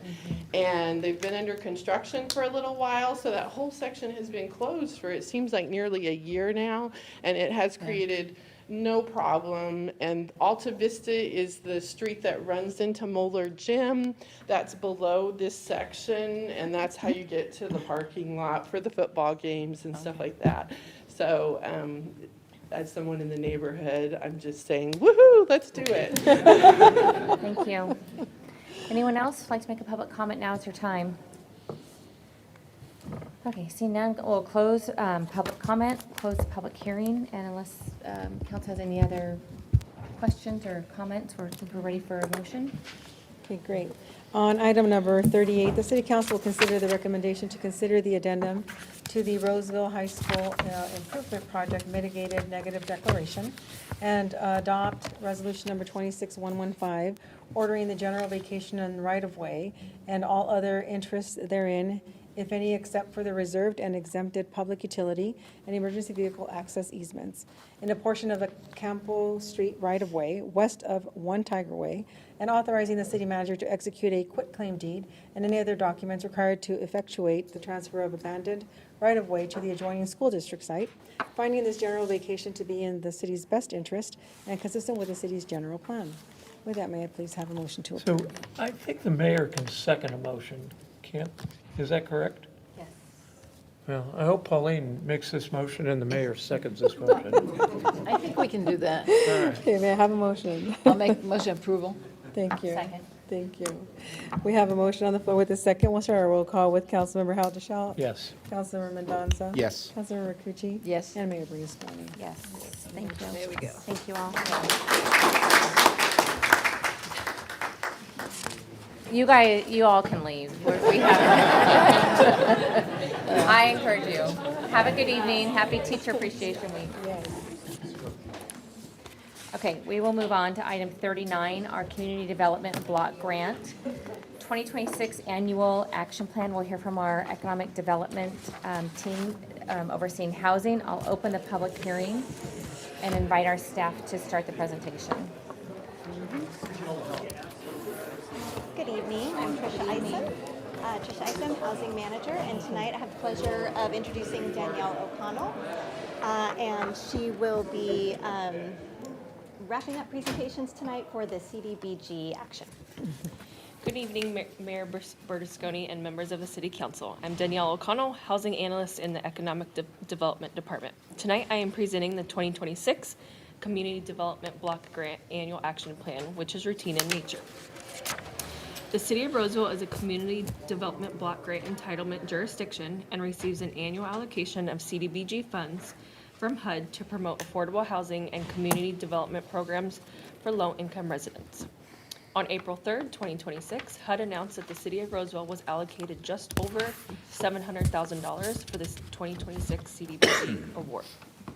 Along with the estimated award, the city has approximately $730,000 in prior year carryover funds available to commit. Additionally, it is anticipated that the city will receive at least $50,000 of CDBG program income during the program year 2026. The CDBG award is broken down into different funding categories. A maximum of 20% can be allocated for planning and administration, which pays for annual program management and administration of individual CDBG grants. A maximum of 15% of program funds can be allocated for public services, which can support direct services that stabilize households to improve quality of life, such as homeless services, food programs, and mental health support. The remainder of the funds must go towards public facility projects, which could include improvements to infrastructure, activities related to housing, and neighborhood improvements. This next slide illustrates the agencies and 5 programs which are being recommended for funding for the 2026 program year. Requests for funding under the public services category totaled approximately $227,000. In order to determine which applications were funded for 2026, staff convened a review panel that consisted of CDBG staff from the City of Elk Grove, the City of Rockland, as well as program consultants. In accordance with the rating and ranking scale and based on competitive and limited public service funding of 15% of the CDBG grant allocation, the top 5 ranked applications are being recommended to receive funding. Addressing the need for more affordable housing continues to be a high priority need in the city's 5-year CDBG plan. As recipients of the CDBG funds, the city is obligated to ensure that fair housing services are available for low to moderate income households. Therefore, an estimated $16,000 is recommended to continue funding Project Sentinel, a fair housing services provider. These funds are categorized as a public service and fall under the 15% cap mentioned in the previous slide. Funds totaling $230,000 are proposed to be allocated to the city's owner-occupied housing rehabilitation program, which assists low-income residents with energy efficiency, health and safety-related repairs, which can increase both the quality of life for the homeowners and the quality of housing stock in Roseville. The program currently has approximately $600,000 in state home funds available. However, specific items such as emergency repairs and grants are not eligible with home funds, but are allowable with CDBG funds. Due to the lack of capital project applications over the last 2 funding cycles, staff proposes partnering with Public Works to invest approximately $1 million current and prior year CDBG funds for sidewalks and curb ramps in the Sierra Gardens neighborhood. The project will upgrade 90 curb ramps and relocate drainage inlets as needed to meet ADA standards. This investment will improve accessibility, mobility, and pedestrian safety. Staff recommends that council receive public comment on the 2026 annual action plan and adopt a resolution to approve it for submission to HUD. That concludes my presentation, and I'd be happy to answer any questions you may have. Thank you very much. Any questions of staff before we go to public comment? Okay, seeing none, would anyone like to comment on this item? Now would be your time to come forward. Okay, seeing none, we'll close public comment. I'll close the public hearing. Any other further deliberation or comments from staff? This was very informative. It's great to see these projects happening. Okay, I think we're ready. Thank you. On item number 39, the City Council will consider the recommendation to adopt Resolution number 26-117, approving the 2026 Annual Action Plan and authorizing the city manager to execute necessary documents and certifications on behalf of the City of Roseville. May I please have a motion to approve? So moved. Thank you. Can I get a second? Second. Thank you. We have a motion on the floor with a second. We'll start our roll call with Councilmember Halderschelt. Yes. Councilmember Mendoza. Yes. Councilmember Cucci. Yes. And Mayor Bernasconi. Yes. Thank you. Thank you both. Okay, we are at our last public comment for the evening. Is there anyone who has an item that they would like to, or any item, forgive me, it's getting late. Anything that anybody would like to talk about that's not on the agenda? Now is your time to come forward. No? Okay, we'll close our last public comment. See if our city manager or city attorney has anything to report out. Thank you. No further reports, Mayor. Thank you. Okay, thank you. Does anyone want to start us off with any comments before we adjourn? You want to start? I'll start. You start. Just one, and I'm sure other council members will touch on this too. I had an opportunity to join my fellow council members back in DC, was it a week ago, 2 weeks ago, in between our last two meetings at Cap to Cap. And I was on the public safety, many of us were on different committees, and it was a great 5 days back there, a lot of collaboration, meeting with legislative members of our legislature and just advocating not only for city but for regional types of improvements and topics and things that we know that our residents that are important to our residents. So I know our public safety team, we had a lot of different items, and I'm sure some of my fellow council members will report out on that too, but it was a good trip. And other than that, that's all I have, Mayor. Thank you. Okay, thank you. Yeah, I'll kind of be a tag team with you, talking about Cap to Cap, and it's a regional group of people going back to DC on issues that we work together on. I was on a team on water resources, and if you heard our environmental utility people talk, that's what we did, essentially. Here in our area, we have the opportunity of having, literally having like a lake underneath us, like having Folsom Lake, actually like having two Folsom Lakes underneath us. So where we could actually use it for water recharge, and at times when we have too much water, we can store it. If we don't have enough, we can.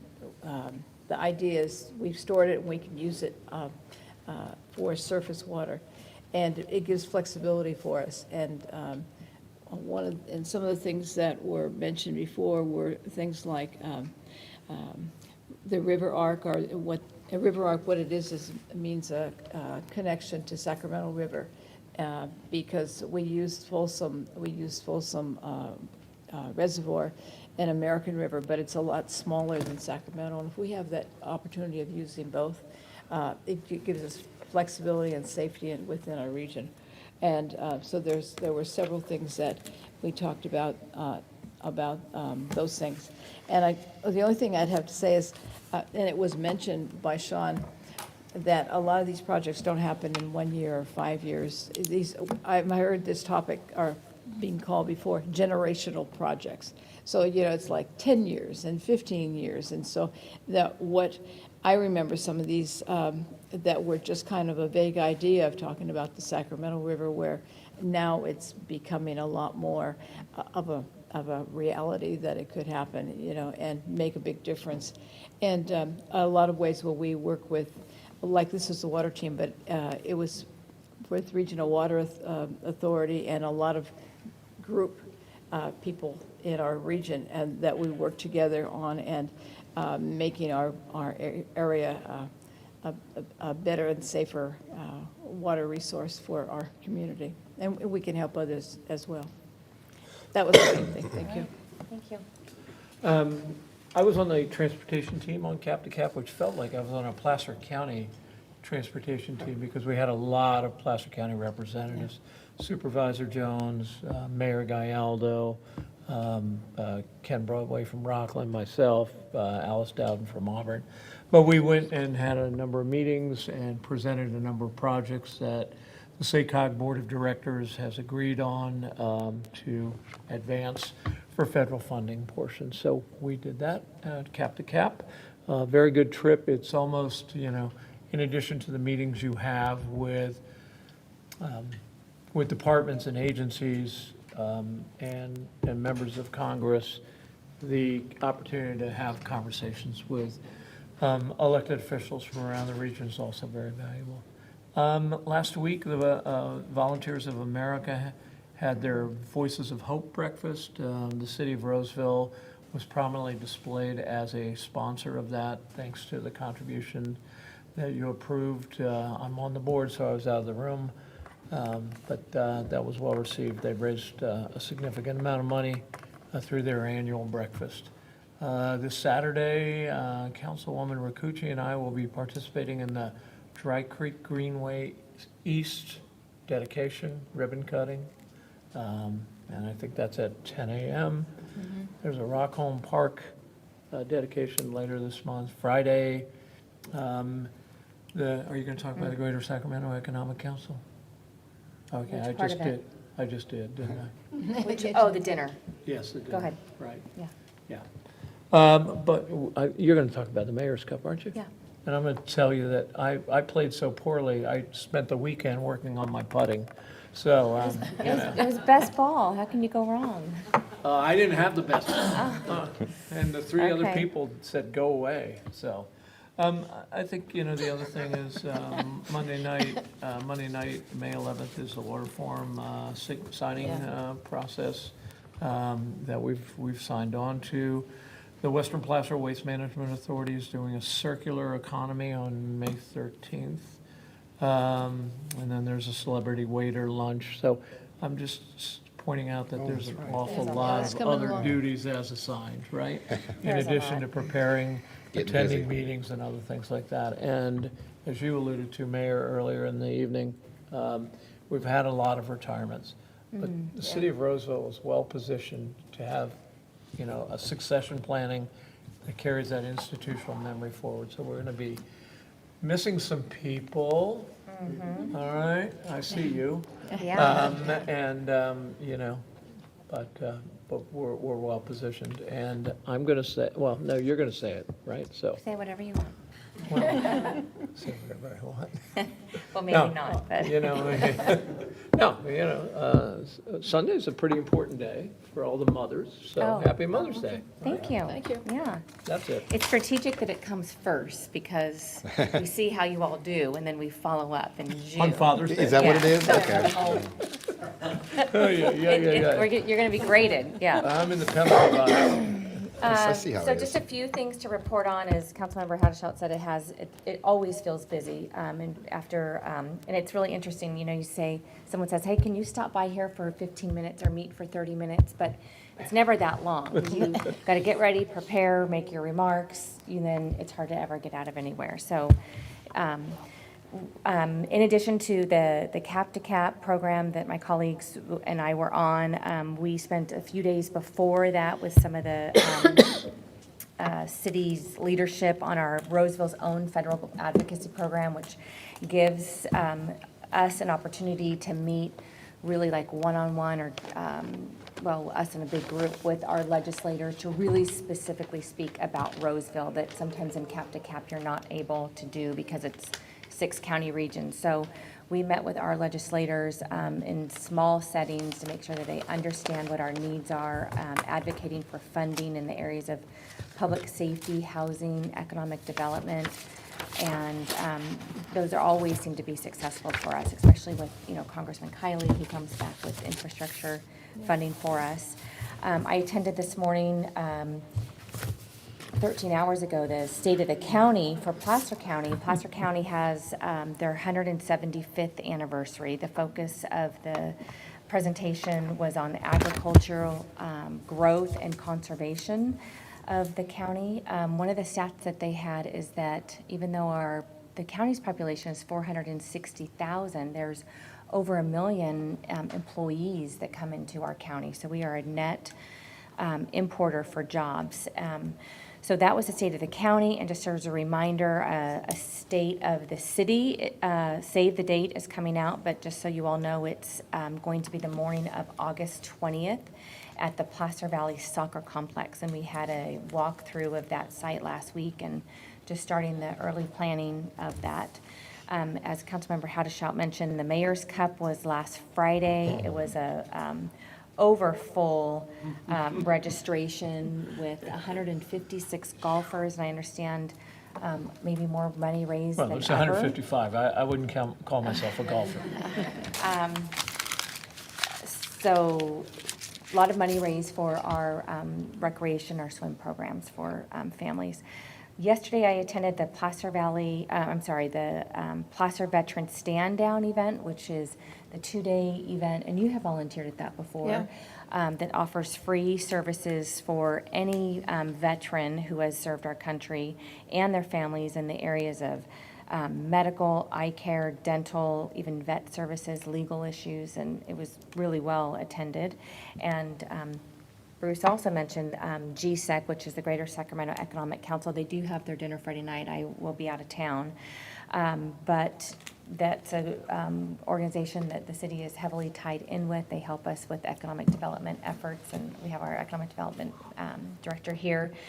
And we had our community meeting held with them, which they gave us an update on the progress that they're doing. So I think that's sums it up. What did I forget? You made some remarks to the new fire department class, didn't you? Oh, so we had the fire. The same day that, was it the same? Oh, yes, yeah, yes. We fire attended a students. fire department Graduation. promotion and the 10 new recruits that the city has. We have 10 new firefighter paramedics. So I just kind of touched on lightly what we have to do and get to do. Yeah. So with that, unless anybody has anything else, I will adjourn our meeting and we'll be back here at 6 p.m. on May 20th. Thank you all. Thank you. Oh, it's a mouthful.